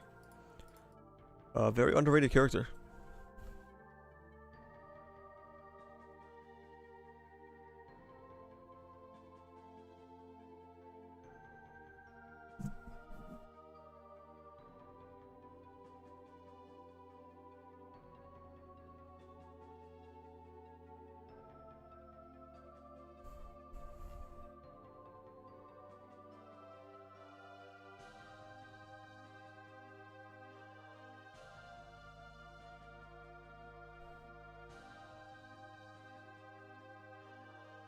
Alright, let's watch this Broken Ronin video. Broken Ronin, there's a non-0% chance you see this. If you don't want me to react to your videos on stream, just message me and I won't do it, okay?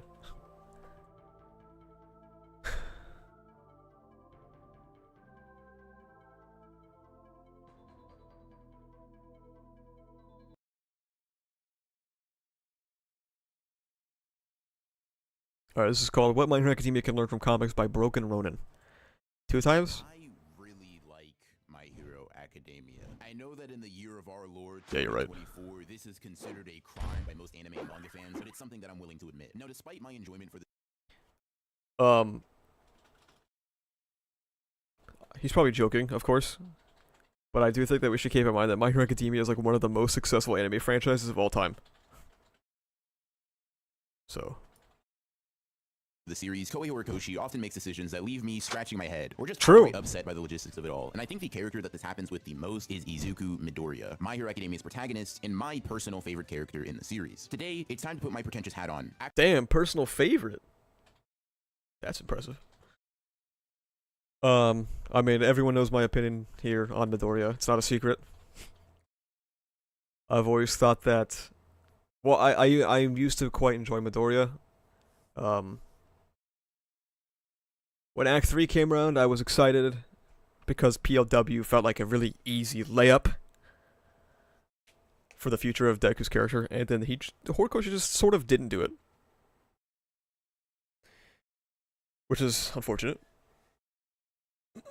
And then he just kind of gave up. So...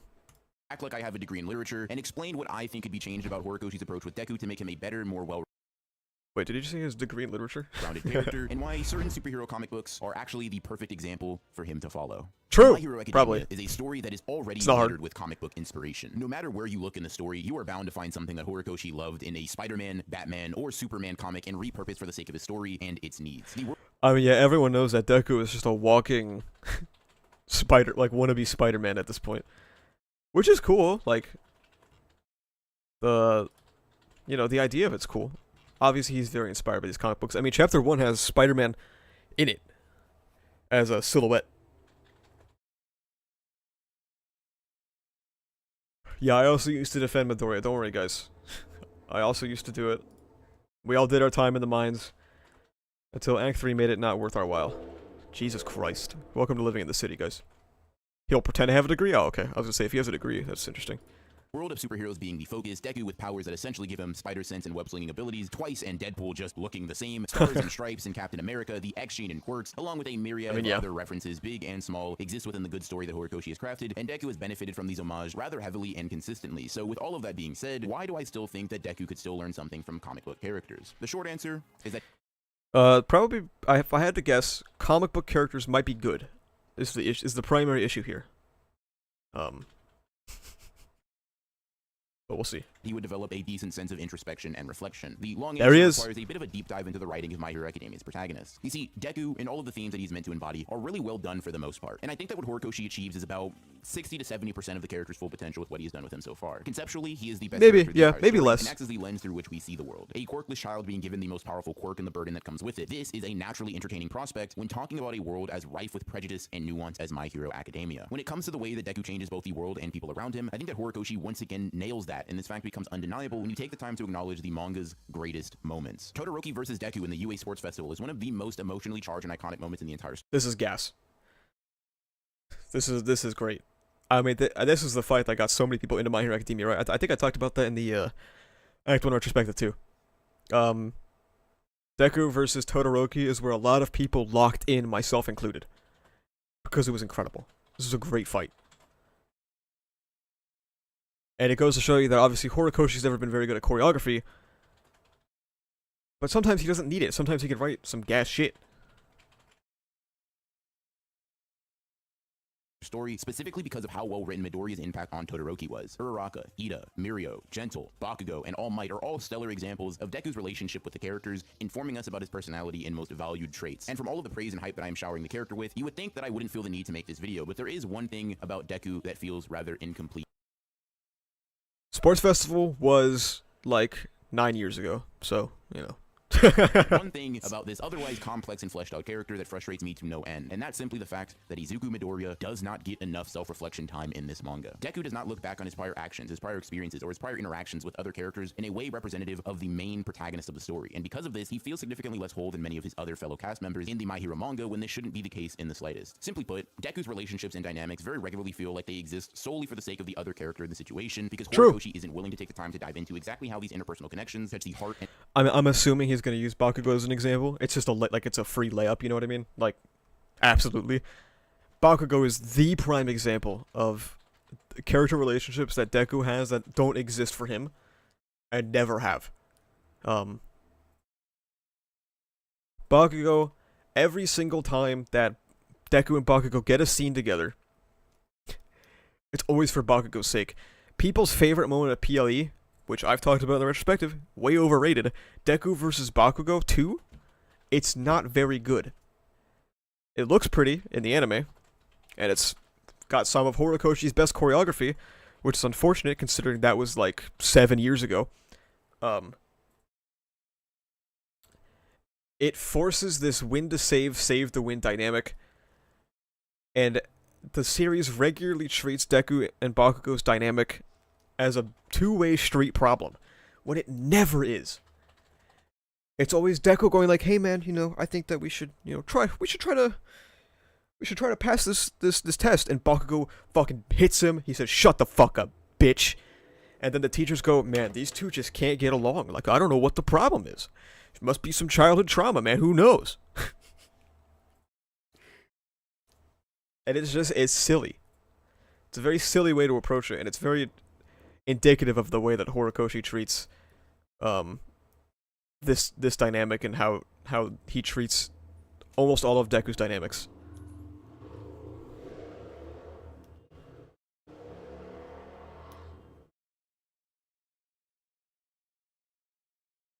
I want you guys to know that this bike just drove by so loud that it set off car alarms. Do you guys hear that? I don't know if you hear the car alarm. But it set off car alarms. Do you think Shigaraki's still S tier? I would be surprised if MHA has any S tier characters. Did he do a similar both sides things with the racism arc? Yes.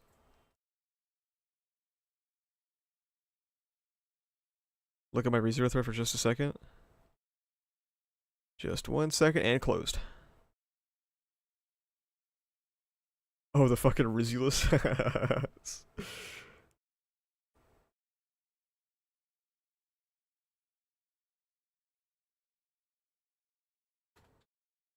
Anyway. And mind of our young protagonist. This is where the comparison to comic book superheroes becomes relevant. Whether it be Batman, Superman, Wolverine, Iron Man, or Spider-Man, a common trope in Western comics centers around the protagonist of the story, thinking back on their past, contemplating their current circumstances, their future. This is just character writing. And I'm assuming he knows that, of course. It's not a comic exclusive thing. Obviously, he's making the video because MHA takes a lot from comics and shit, so I get that. That makes sense. But this is just character writing. Like, it's just something that Deku doesn't have. And how all of that is impacting them emotionally and psychologically. To put it bluntly, comic book writers often use the internal monologue as a vehicle to deliver very personal and essential information to the audience about the character, so that they become more whole in their depiction and complex in their existence. Take Spider-Man, for example. Love or hate where the character is at in comics right now, Spider-Man has always been known to be an internal monologuer. Due to the nature of his superhero work, it's very difficult to have someone like Peter fleshed out through dialogue and explicit thoughts and words without giving him this character trait. Whether it be in the midst of a heated battle, when he's holding what feels like the entire weight of the world on his shoulders, or simply just swinging through New York, if there's one thing that you can expect from Spider-Man, its self-reflection and internal dialogue. Because of this, in Spider-Man's greatest moments, we as the audience always know what he's thinking and feeling, and this leads to him being developed and explored properly. It makes him an extremely well-rounded and fleshed out character. Now, this fact can become untrue depending on the writer, but when in the hands of someone competent or someone who simply understands what Spider-Man is supposed to be, this trait is a constant. Compare this to someone like Deku, who does have a rather consistent inner voice, but most of the time uses it to analyze opponents or break down how to fight someone, rather than inform us, the viewers, on his feelings or emotions at any. Correct. This is a lot of words to say that Deku is just one for all, which I obviously agree with and I've talked about multiple times.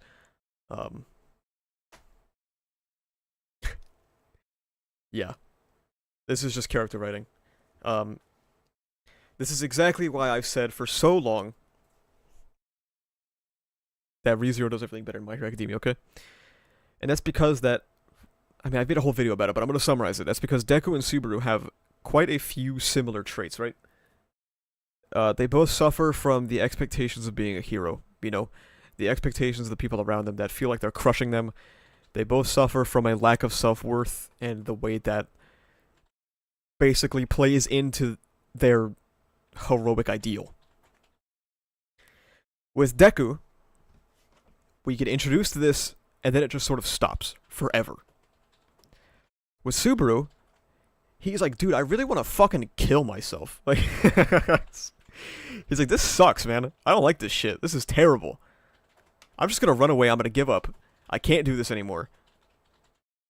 Like, this fucking blows, man. Take me back. Like, send me back to my original planet. Like, I can't do this anymore. And you feel that every step of the way with him. And it's very apparent that...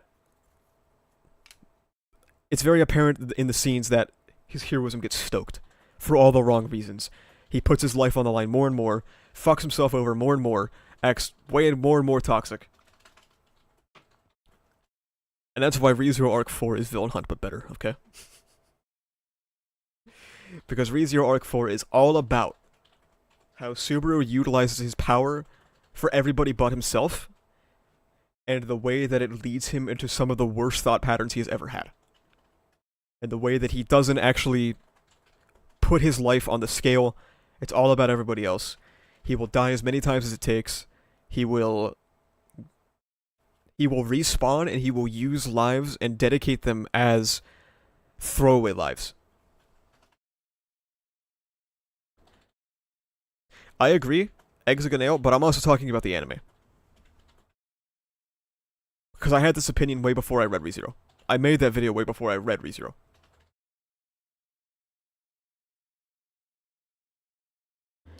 Arc 4 of ReZero was all about Subaru having to come to terms that he can't do everything on his own, despite his best attempts.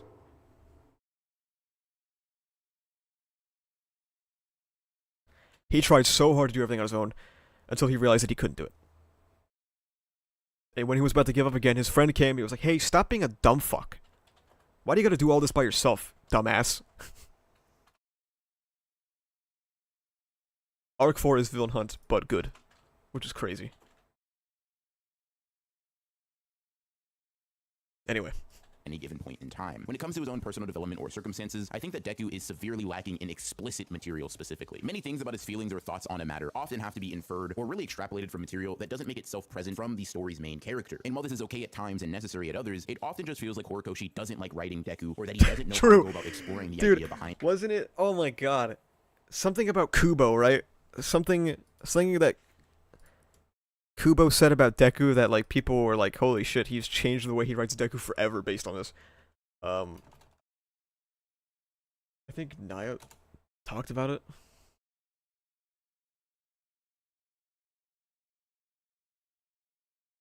I can't find it.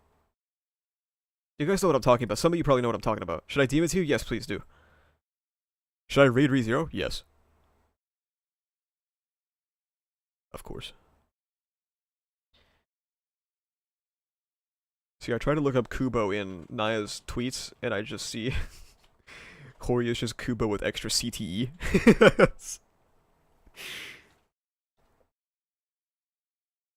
But it's crazy, like, it really does feel like he does not enjoy writing Deku. And it becomes all the more apparent when you watch or read ReZero, dude. Because it just feels like that Subaru is everything that Deku should have been. Oh, here it is. Here it is. At first, I thought Deku's plainness was appealing, but looking back, I'm like, why'd I make him so gloomy and boring? Oh my god. This is where it all comes from, dude. The CTE.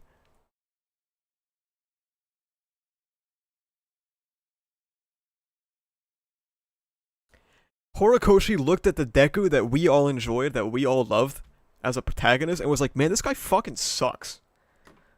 Let's just make him strong.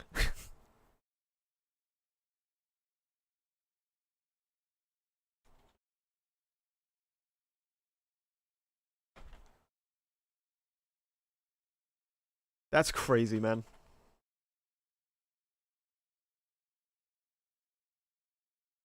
Midoriya in depth. While the former explanation is purely a headcanon conclusion, the latter doesn't do much better in explaining this lack of introspection. Bleach is the birthplace of Vile. On Deku's part, considering the fact that both Bakugo and Endeavor stand as a testament to Horikoshi's ability to write characters in this fashion. Despite both heroes 1 out of 2, but yeah. Playing a significantly smaller role in the story than our protagonist, Horikoshi goes into painstaking detail to depict exactly what they are feeling at any given point in time, and exactly how the characters and situations around them have allowed for growth and evolution. And like, this is the thing, right?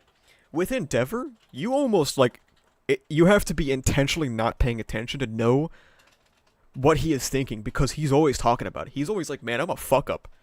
I fucked this up. Everything that's happening right now is my fault.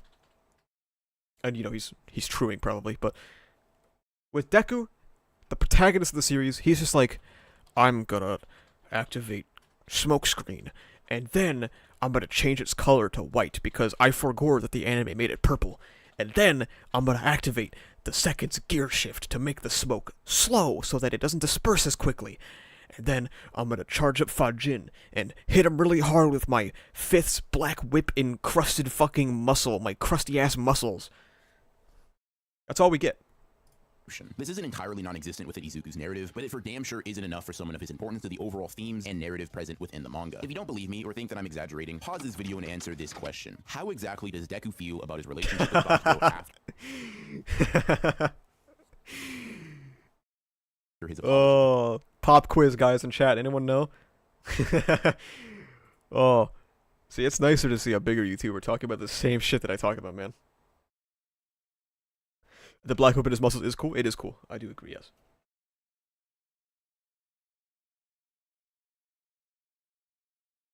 The caveat for this question is that you must use Deku's own words to substantiate your point. Reading in between the lines or personal inferences do not count here. I know that sounds crazy, but just consider the importance of Bakugo to Deku. With that being said, feel free to pause the video and direct me to the moment of self-reflection worthy of a main character following Bakugo's apology. They won't.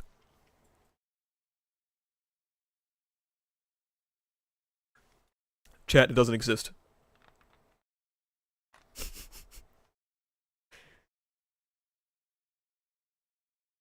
Should I?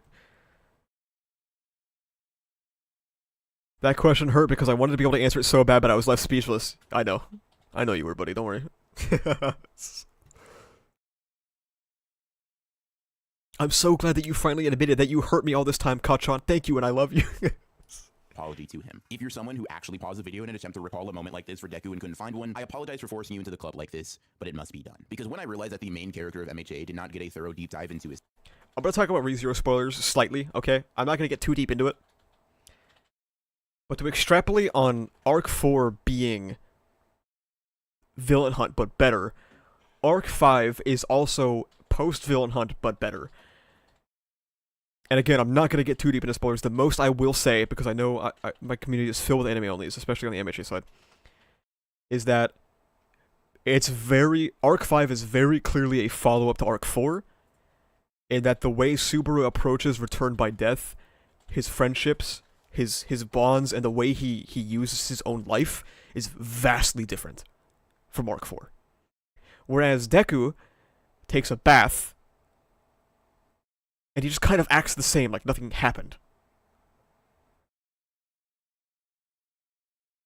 And that's really frustrating. And also read ReZero. Okay. His psyche following one of the greatest dynamic shifts for his personal relationship with Bakugo, I fell to my knees in a Walmart. Instead of that, what we got was a chapter that mainly focused on Deku taking a bath and not commenting on or thinking about everything that he had gone through recently. What makes the slap in the face even more painful is the fact that his conflict with All Might from the arc before is resolved within the span of 1, 2, 3, True. 4 pages. Aside from Bakugo, We've been saying, dude. That's what we've been saying, man. There genuinely can't be argued to be a more important character to Izuku in his personal development. So for Horikoshi to resolve that conflict so quickly and inconsequentially is genuinely infuriating. He had the alley-oop right there, and instead of attacking that with aggression, he decided to miss and give it to the other team. But hey, correct. Maybe these two examples are just outliers. So let's check. No, they're not. Just a couple chapters You're spitting, Broken Ronin. Don't let them tell you otherwise. Just a little bit later in the story. Sorry, that was a trick question, because in all honesty, he doesn't fucking react at all. Being the stand-up guy that he is, Deku... He's the empathy machine, bro. Deku is no longer interesting. Plug it. Watch my video, Broken Ronin. Barely batted eye at someone that he considered a friend and comrade, betraying him, the rest of his classmates, and endangering everyone that he knew and loved. Now, okay, what I said there is technically a lie, or at the bare minimum, an extreme exaggeration, because he does react to Aoyama being a traitor. And in fact, he reacts in a way that initially I think is pretty humanizing for him. When detaining him, it's very clear that Deku is conflicted with feelings of anger and sadness. But before the chapter even concludes, he's already forgiving him without letting his emotions simmer in the slightest. Now, don't get me wrong. I know what he's gonna say. Wanted to answer a question. Can I just hop into Arc 5 after the anime? Yes. Just watch my content videos. He's gonna say that Deku was too quick to forgive him. There was no conversation amidst the class. He's probably gonna bring up that the same thing could have happened as Kamino, and I'm gonna say, yes, Ronan, I know. I made the video on it. I hope you watched it and enjoyed it, because you're fucking spitting, okay? I think that Deku should have forgiven Aoyama here. It's the most consistent thing to do for his character, and the conclusion that Horikoshi got to was not incorrect. However, correct. I also think that it's the author's job to make him an actual human being with struggles, doubts, correct, issues, and just, generally speaking, a little bit of tension within his mind, rather than making him the physical embodiment of benevolence. Because when you have someone put in Deku's position, being utterly betrayed like this, I expect a little bit more inner turmoil than just tears and then, oh, it's okay, I trust you and I'll save you now. The conclusion isn't wrong at all. The way that he got there is a little bit rough. For example, when you have someone like... It's almost as if there's a difference between idea and execution. That's all I'm gonna say. That's all I'm gonna say, okay? It's almost as if there's a difference between idea and execution. Make sure you subscribe to the channel for more, okay?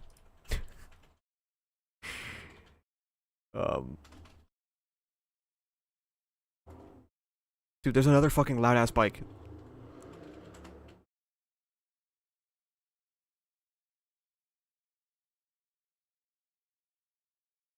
Jesus Christ.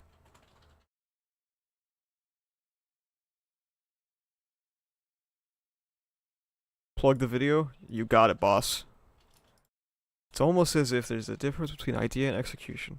Like Spider-Man, someone like Batman, someone like Superman, all characters who are very good, all characters who do good in spite of it not necessarily being easy for them at times. When they triumph over their temptations and choose the right option, it feels endlessly rewarding because of that struggle. Batman and his consistent fight with the Joker, Superman and Lex Luthor, Spider-Man and the Green Goblin. These three dynamics all present struggles for their respective heroes and force them to dig deep within themselves for their optimism and altruistic core, but that potency loses much of its meaning if they aren't pushed. When Peter wants to do nothing but do the wrong thing or ignore the person in need to put himself first, but he still goes out, puts on the mask to save someone from that burning building, even though it will ruin his own personal life, the impact from that decision is palpable. With Deku, it just doesn't feel that way, at least within the context of the traitor subplot. I know that this is objectively the case. I know that doing the correct thing is hard for his character here, but I know that in spite of Horikoshi's writing for the character, not because of it. Within the span of 1.5... True! That's a great way to put it, actually. We know that in spite of Horikoshi's writing, not because of it. That is a very good way to put that. Very good right there. Arcs, Deku has 3 wildly unsatisfying and hollow character conclusions to some pretty massive portions of the story when talking about the character-driven aspect. And it's because Horikoshi isn't willing to jump off the deep end and make Deku insane in the same way that Spider-Man is. And you heard me correctly there. I said insane specifically because let's call a spade a spade. The amount of time that Peter spends talking to himself borders on abnormal at times. But that's a perfect thing for a hero who is willing to risk their own body for others to have. That trait is a good one. It's through the things that they say or think when they are alone that we are able to become closer to them and enhance our comprehension of their humanity. It's how we have them be human beings and superheroes instead of caricatures of goodness. If you wrote Bakugo into Peter's life, you'd best believe that his redemption and apology is going to be rolled around in his mind for months later and discussed in the internal council of Spider-Man. Man, that sure would be gas, huh? That sure would be cool if our main character got to be a character. That'd be baller. Man's imaginary friends. Something this massive to the character should be thought about in this manner. Now, usually I'm hesitant to say that a professional author with significantly more experience in the field than I should flat out change something about their approach. But when you have... Broken Ronin, I think you need to respect yourself a little bit, okay? Because there was a period where Horikoshi was also just a guy. It's not like he went to the Weekly Shonen Jump School of Writing. It's not like he's not like he's got like 75 degrees in writing a manga. He was just a guy. He made a manga. It didn't work. He made another one, it didn't work. And then he made My Hero Academia.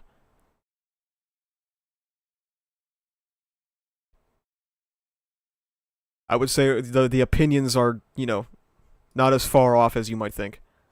Endeavor, Bakugo, All Might, Shigaraki, Todoroki, Uraraka, and so many other characters reflecting on their lives and their relationships more than the main protagonist of the story pound for pound.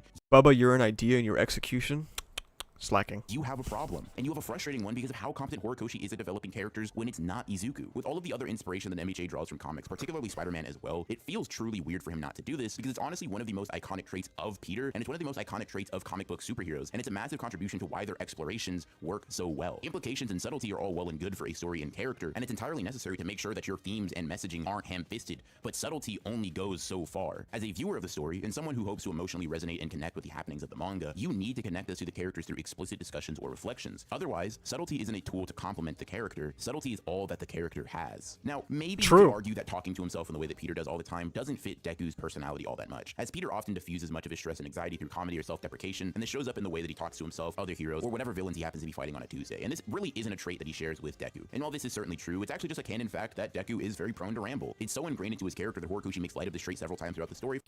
Guys, can we admit this now? Now that we're like 40 volumes into MHA? With hindsight, Deku really doesn't ramble that much. Maybe at the start, you know, at the start you could easily call him a rambler. He's not really much of a rambler anymore. It's not really a character trait he has at this point. He don't really talk.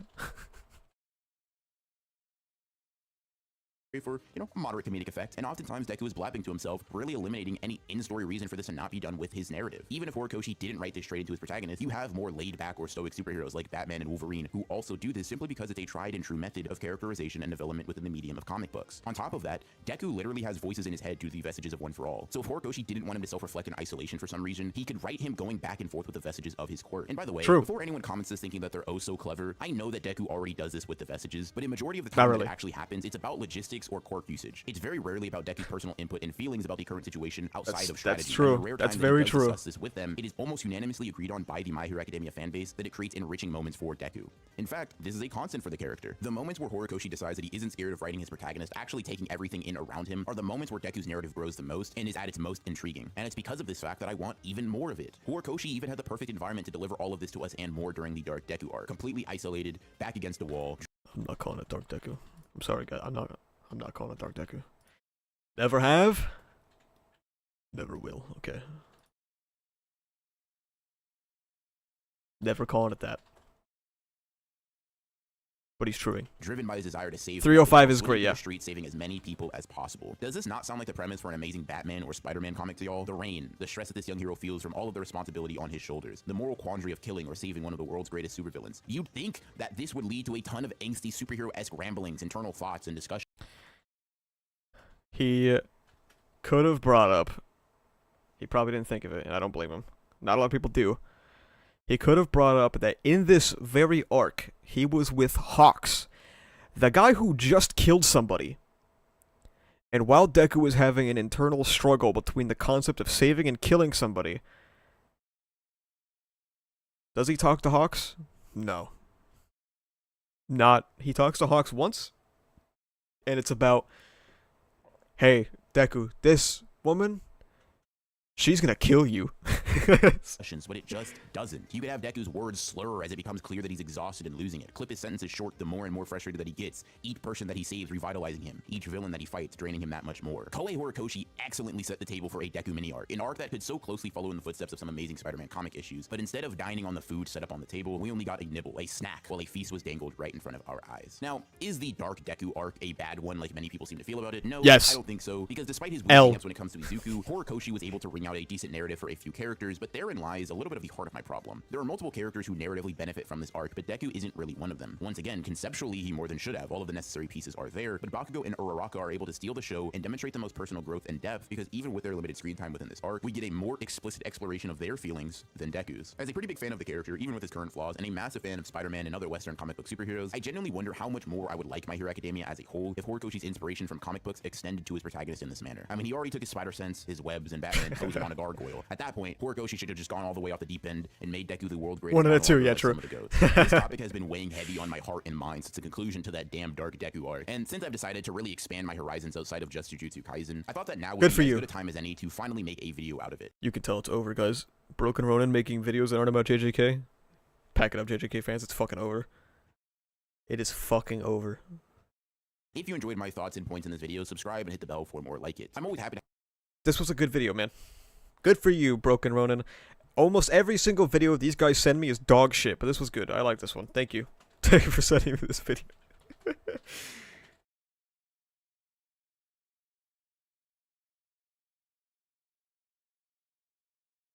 I completely agree, Luce.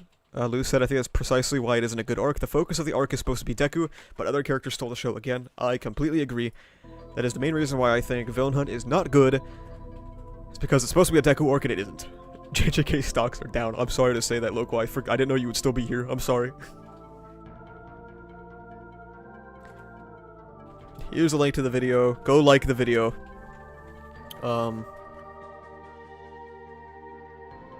Comment. Gas the video. How can we send you videos that we want you to react to? If you go to my Discord... I need to turn my fucking Chrome down now. If you go to my Discord, there's a channel called Video Ideas. You can post it in there. Can I dislike the video? A dislike is exactly the same as a like in terms of engagement for the algorithm, so yes, you can.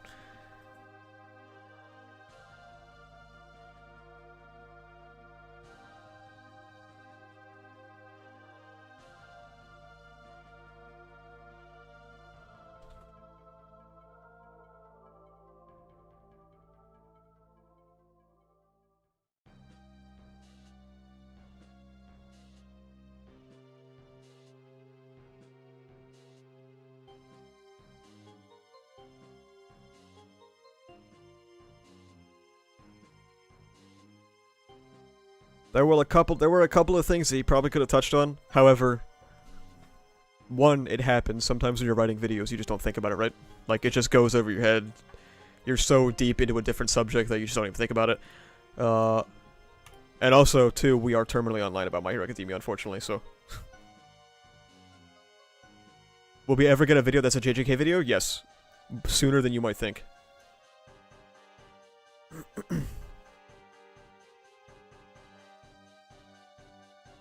I plan on making relatively soon a video that acts as essentially a look back on JJK's female cast and the gassing that it got.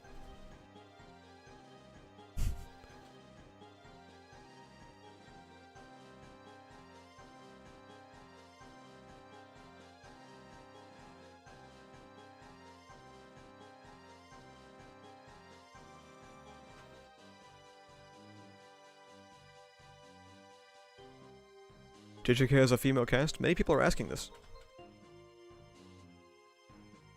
I will be there for the Maki section. Oh, of course, Local's gonna be there for the only good one, huh?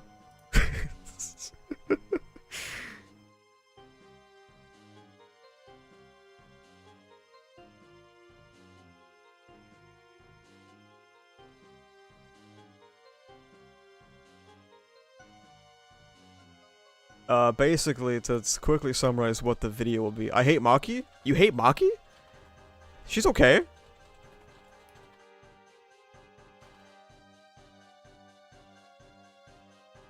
The gist of the video is that the only reason why JJK's female cast ever got gassed is purely because they didn't have crush on men, and that was it. Like, that's the whole extent of all of the articles that were saying that JJK was paving the path for the future of female characters in Shonen.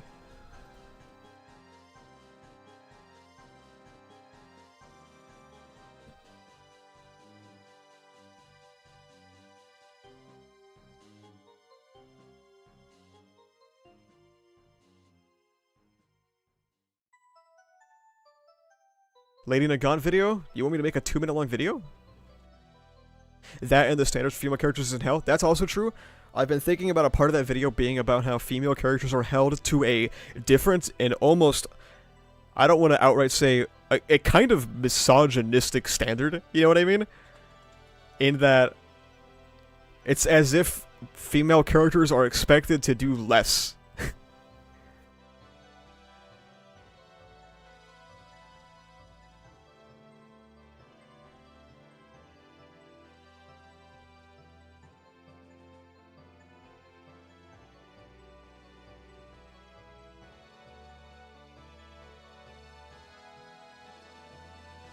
I had always bounced the idea of the video around in my head. And then I saw Miwa had made a binding vow, and I was like, yeah, this is gonna happen. The noticer image will definitely be in the video, Gyro. Because I'm definitely gonna talk about how the only time Ochako ever got gassed by the general public is the time people thought she was gay. And that's it. When we get more Akane Banashis, the standard will be raised. I am notably not a very big enjoyer of Akane Banashi, but I agree with you, Local. Here's the thing, Local. To make a good female character, what you have to do, this is gonna blow your guys' fucking minds, okay? Are you ready? You write a character. That's it.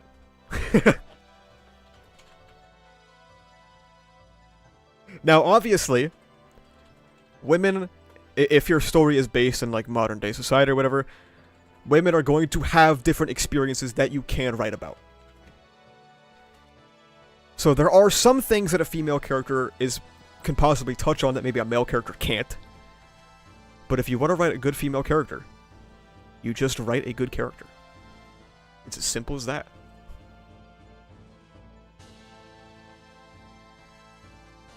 And unfortunately, a lot of people seem to be under the impression that the second that a female character shows traits that are often associated with femininity and not masculinity, aka big fights time, aka Mirko, they're dog shit. That's why Mirko gets gassed to the moon and back, because she doesn't show that much what people would consider to be traditional femininity. That's it.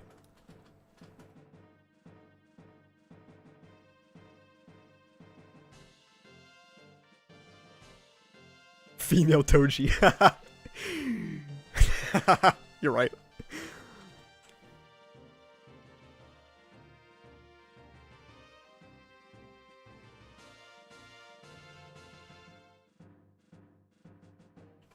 See, I say Maki is okay, because I like the stuff with Mai post Shibuya.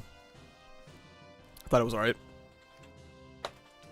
The bar is very low for JJK, of course.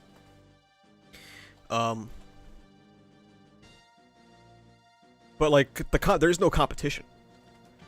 Like, what's the female cast competition? Fucking Miwa? Angel?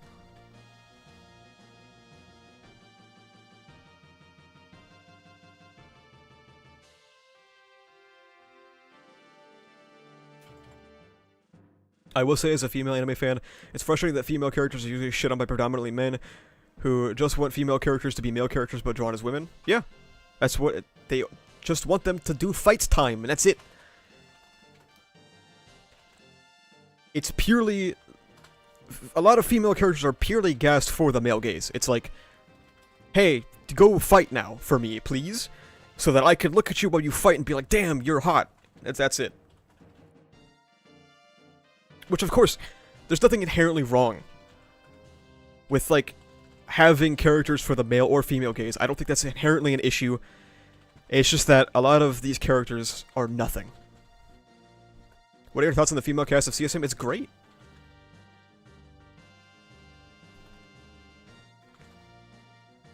The Miwa binding vow reveal brought a smile to my face. Dude, it was so funny. It's when I decided to make this video. It was so funny.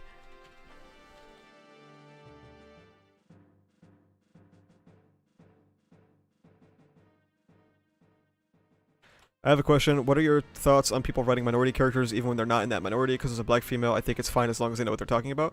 Yeah, it's fine. I honestly think it's way more suspicious if a white guy wrote only white characters in a story.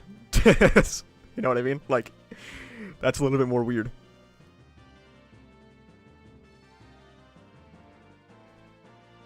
How do you feel about writing female characters as people first with writing them with a gender-neutral POV? Yeah, that's fine. Write them with a gender-neutral POV, unless you think you can tackle the aspects of femininity, right? Or like the female experience in life. Which is, you know, being afraid to walk down the street at night. And just other things, of course. It was a joke. Arcane, true. Arcane has great characters.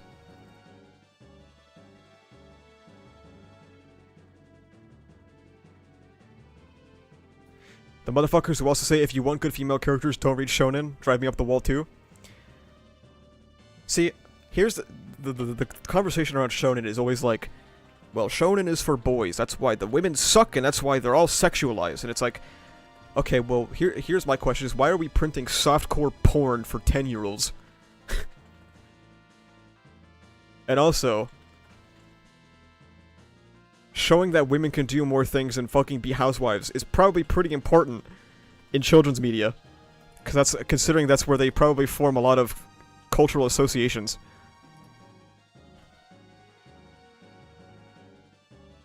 Because I don't think people realize this. When you're born, all of the culture of the place you live in is not beamed directly into your head. Right? It's not universal wisdom. Culture is picked up from your parents, your friends, the shows you watch, the comics you read, the foreign media you might consume, your experiences online, all kinds of shit that forms your cultural understanding. And part of that is also shonen fucking manga.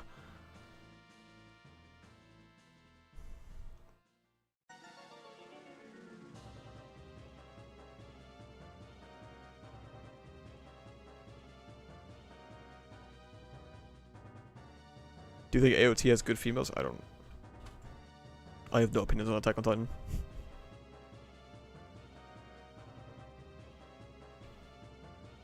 We did not grow up with stuff like Teen Titans for people to act like they didn't enjoy badass female characters. True. Hello, Zorbus.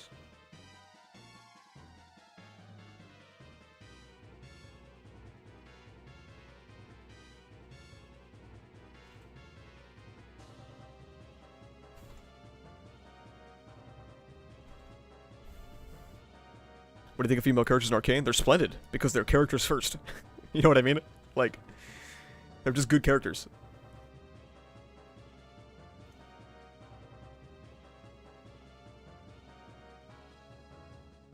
JJK female cast broke new ground. Yeah, it broke new ground and how low we can truly go.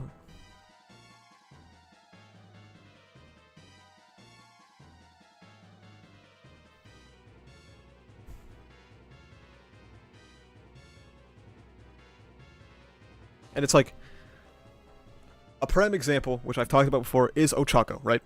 Ochako and Toga. Ochako is widely disregarded because she has a crush on a character, and that is it. People will complain all day about how Ochako only is centered around Deku, but Bakugo is S tier.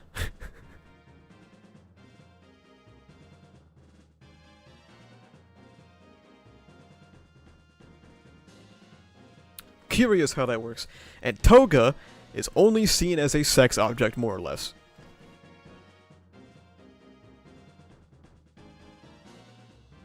So, despite them having probably one of the best dynamics in the series, just too implicit, I guess, and having an actually thought, like, having the same conflict as Midoriya and Shigaraki in some regards, they're completely disregarded until Ochako called Toga cute. Suddenly then, MHA was on fucking billboards and all that kinds of shit. Oh my god, look at them, they're gay together now. Now they're good. However, the female characters in ReZero, they're great characters. Most of them.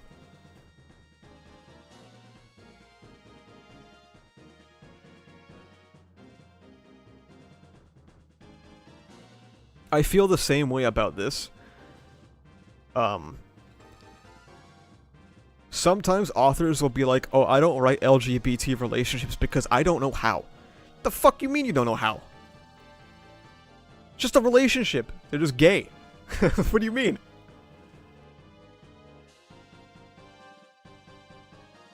Now if you said, oh, I don't want to write a story about a trans person because I don't think that I could accurately portray the experience of being trans accurately.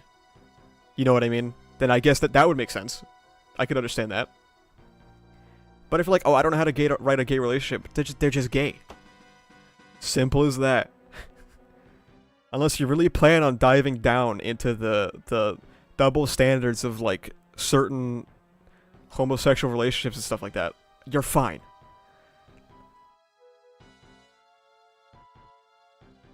The reason I bring this up is because Top A, the author of ReZero, said this once. And I'm like, bro, you're writing a fictional fucking story, right? That's in a completely different world. You're the what? You have the finger on the pulse of what's acceptable.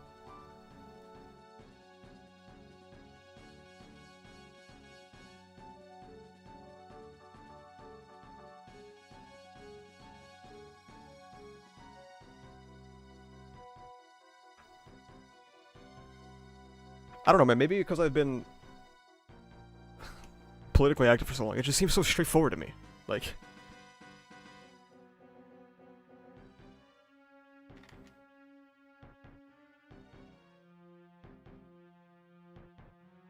if you're really concerned about it, just go ask someone. When I don't know things, I reach out to people all the time. Like, it's pretty fucking easy. And yeah, that's one thing. Apparently, like, Tape was like, oh, I'm not gonna write a gay relationship because I don't know how, and then he did. So, I don't... Bro's waffling. I don't know. And then he writes some of those scenes between Subaru and Julius. I don't know, man. I think he knows a little bit more than he lets on.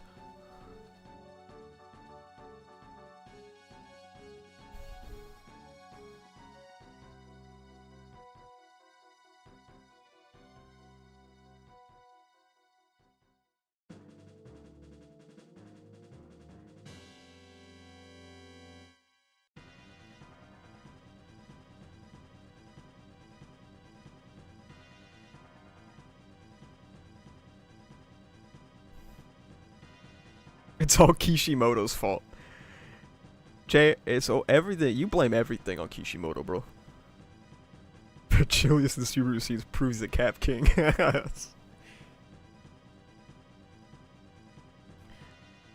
Tape will be like, yeah, I don't really know how to write LGBT relationships or like LGBT content, so I'm gonna stray away from it. Proceeds to make Subaru extremely confused about his gender.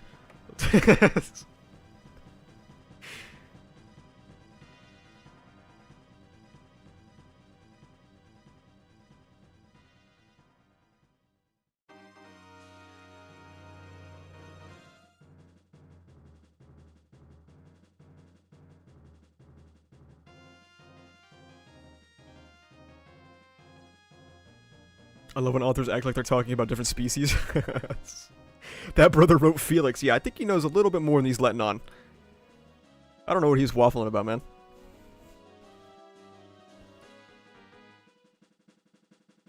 Naruto and Sasuke got the most gayest relationship of all time just for Sasuke to marry Sakura, never be home, and not recognize his own child. Damn.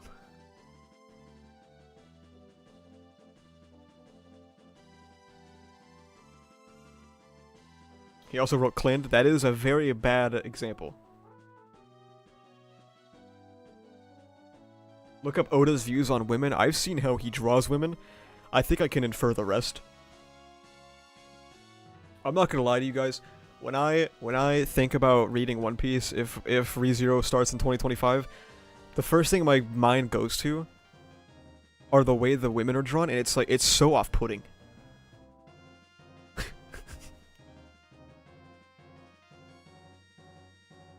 Oh, might have to pick up ReZero. Yeah, so it's cut content, but in Arc 4, it was said that Subaru tried to go to school dressed up as a woman, and it didn't work out for him. So then he became a shut-in. I don't think he solely became a shut-in because of that, but it was a contributing factor. Do you think Deku has improved overall? No. I think he had one good chapter, though.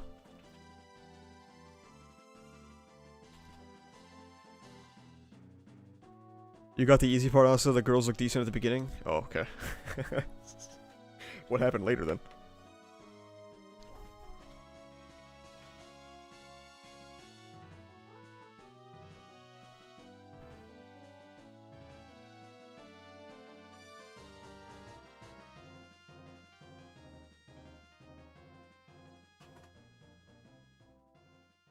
Subaru should have stood on business. Do you think anime will get better when it comes to representing minorities groups? Yes, I do. I think we've already seen that. I talked about it in my localization video, but Japan is slowly taking W's when it comes to minority rights.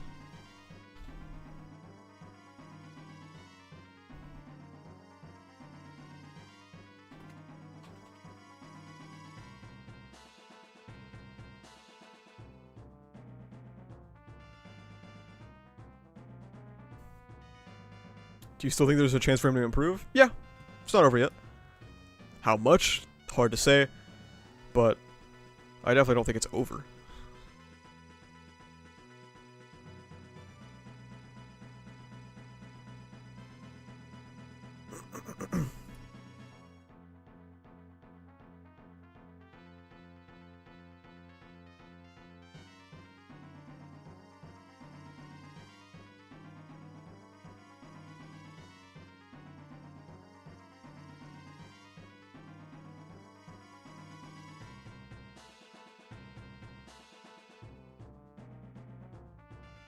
Doesn't Hunter x Hunter have a non-binary character or something? I remember reading about that.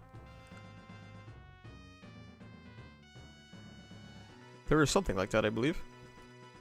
Unless I was misled on the internet. Japan is improving because Blue Lock exists? Big if true.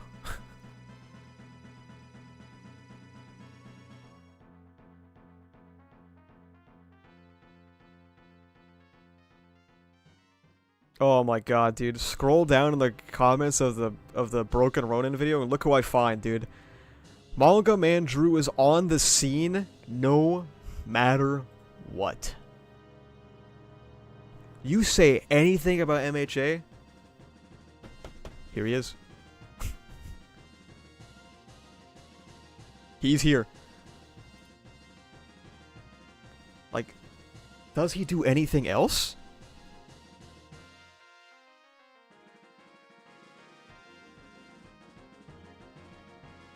He's got the bat signal.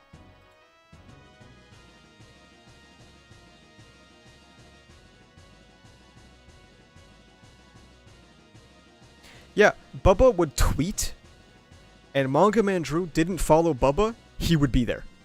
Like, on the spot.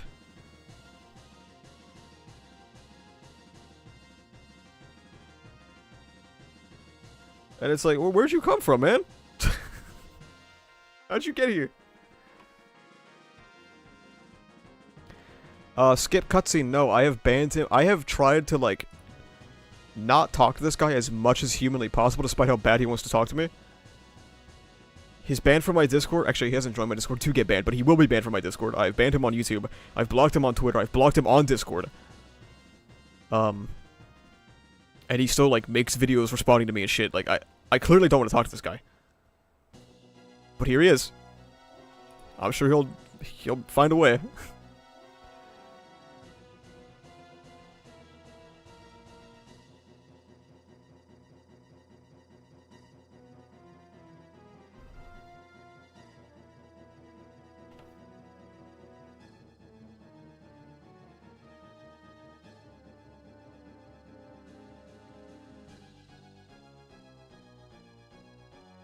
It feels so straight, like the audacity to say that Deku has a flat character arc. That's crazy. That's just like notably not true.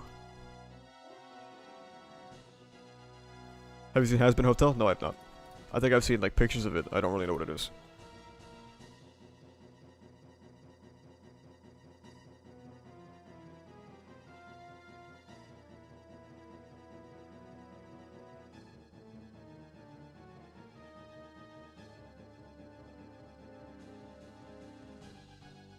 It's not how arc works, my brother.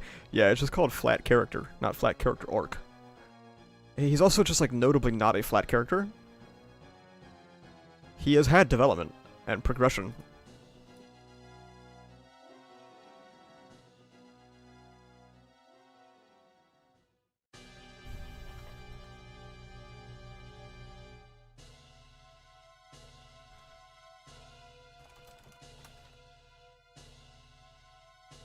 Bro, the One Piece characters? You know what the One Piece characters remind me of?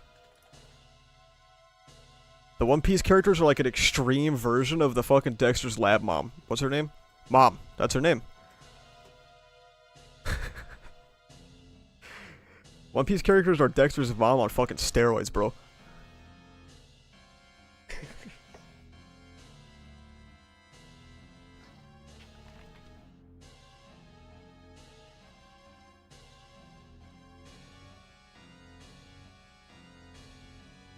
One Piece cast looks like McDonald's Happy Meal toys.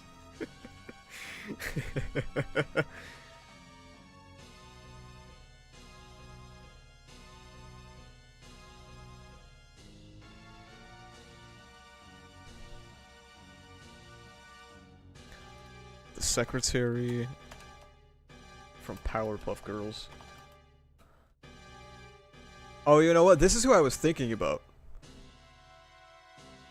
Yeah. One Piece female character designs. But even this is too tame.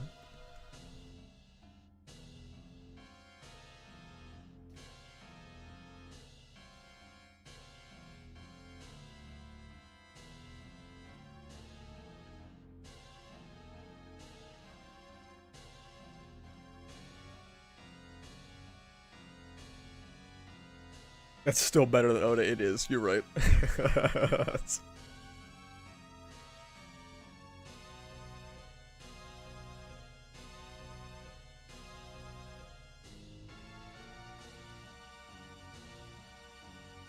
Look at how desperate we are, man. Look at this.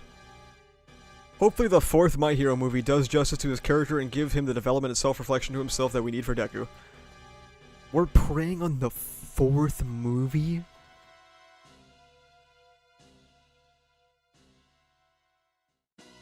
It's over.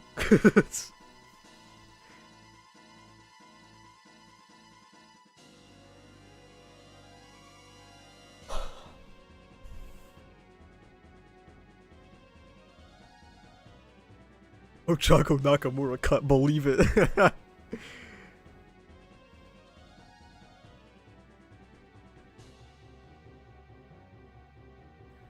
Well, Ozzy, nice try.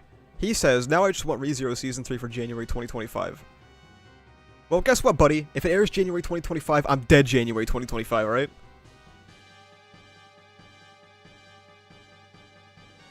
It gets worse when Oda makes every woman over the age of 50 look like Sukuna's mummy while making every old man look hot. That's kind of strange.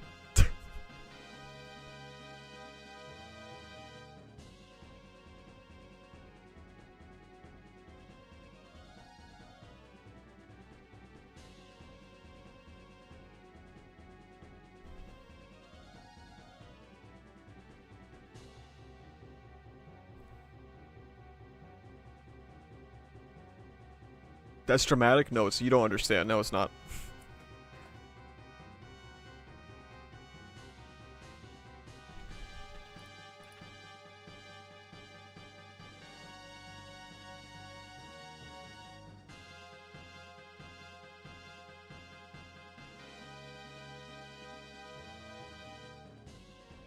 ReZero chapter just got translated? Yeah, I know, I translated it. I'm just kidding, by the way. I'm 2 chapters behind now. I keep forgetting to read the one before this. Why would you go for OP of all things? I've talked about it on stream before. I'm going for One Piece because One Piece has insane pull on YouTube. And if ReZero doesn't come out soon enough, I need to dip into some bag because I can't keep doing this for nothing.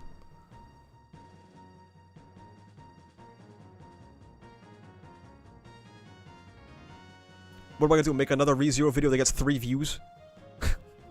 No. I gotta talk about something, man.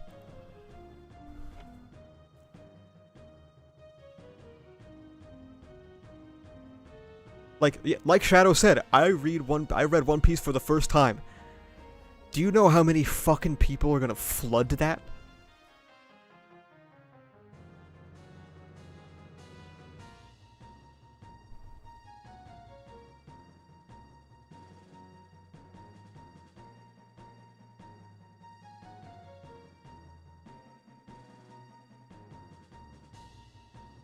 Hop on the dungeon meshy bag? Is it like a purse? Very small bag?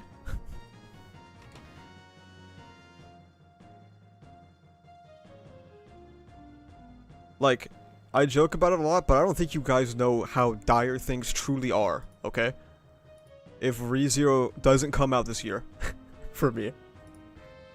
I have so many video ideas, and 95% of them are contingent on ReZero being alive as, like, a YouTube market. And currently it is not.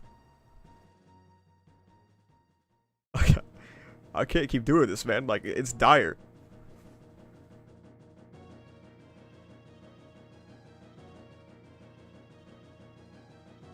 Like, I got a Stars and ReZero video, I got an Observers video, an Anime Only Owl video, I got the ReZero Tarot Cards video, I got a Regulus video, a Subaru Season 3 video, a second Subaru Season 3 video, a third Subaru Season 3 video, a Todd video,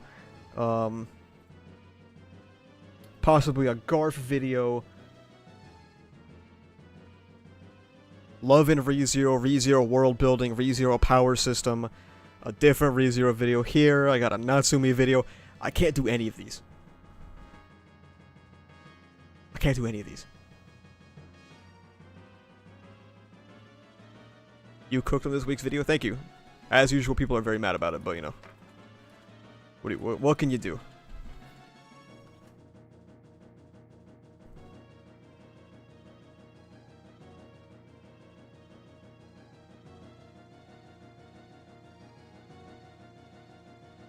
The Sero video gonna be generational. Isn't Season 3 coming in spring 2024? We don't have a date. Also, spring 2024, definitely not. That's way too soon. Need that Wano arc rant video.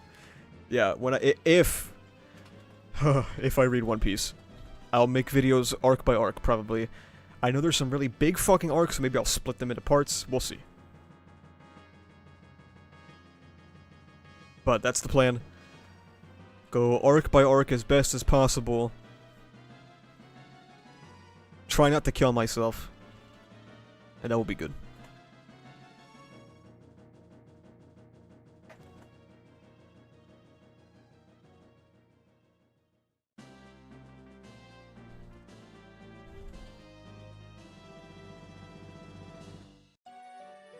That Driz TV will change my life. You guys are just making up words.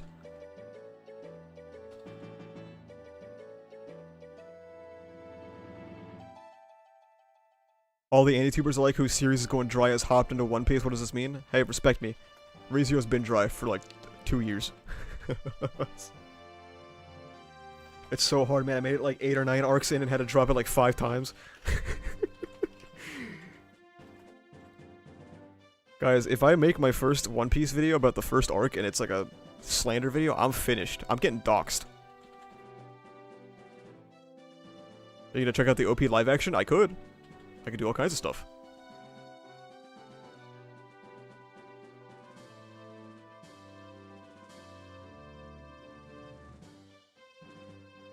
You know kids love power scaling videos, I'm surprised you haven't done one for MHA. Because, here's the thing. I've tried to make, and I don't mean any offense to the people that make these kinds of videos, I've tried to make low effort videos before. Where, like, I don't know. I was trying to make a video on like a reading guide for ReZero. These videos are so boring to make. I get so fucking bored. And I imagine power scaling would be the same. I would just get so bored. And like, I really want to make that reading guide video, but also it's so boring. I don't know. I've started and stopped it like 5 times. Like, I get like an hour into it and I'm like, I can't do this anymore. This is like the most boring thing I've ever done in my life.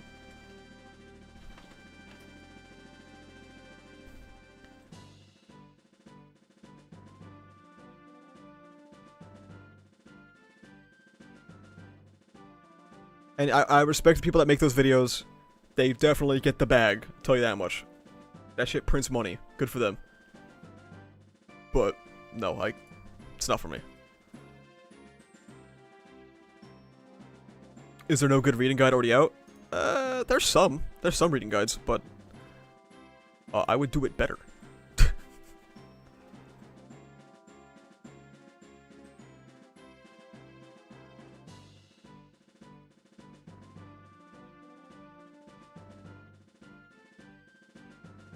Better is a hot take. I've seen Jarek's. I think Jarek made one, right? Maybe I'm mixing it up with someone else, but Jarek's guide was cool. I like that one. The best reading guide would be to completely ignore side stories. The way I was doing the reading guide was basically do whatever the fuck you want, If you want to watch the anime, just watch the anime. If you want to read the light novels, just read the fucking light novels. At most, read the EX novels. You don't have to. But those are the most relevant ones.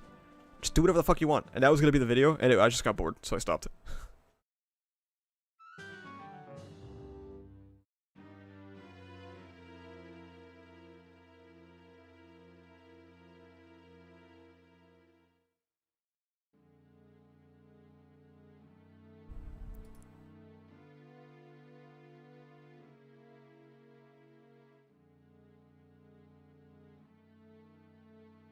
Alright, chat. Might be time to wrap it up. I might be running out of stuff to talk about.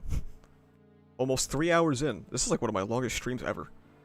I usually get bored by this point.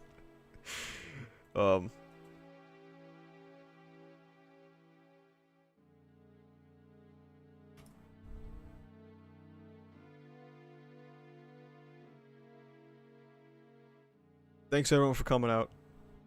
Go to the description. Join the Discord. We talk about My Hero Academia, ReZero, Jujutsu Kaisen. The JJK chat is fucking deranged, by the way. Just keep that in mind during your travels. You can become a YouTube member. You get behind-the-scenes stuff. You get access to videos 2 days before they're released, usually, maybe more. You get cool little badges. You get cool little colored names in the Discord. And you get to use emotes in YouTube chat. Isn't that fucking crazy? Oh, shit! Become a member for more content, girl. True! Subscribe if you're not subscribed already. To come to the next fun stream where we all have a good time and play and frolic. Goodbye, everyone.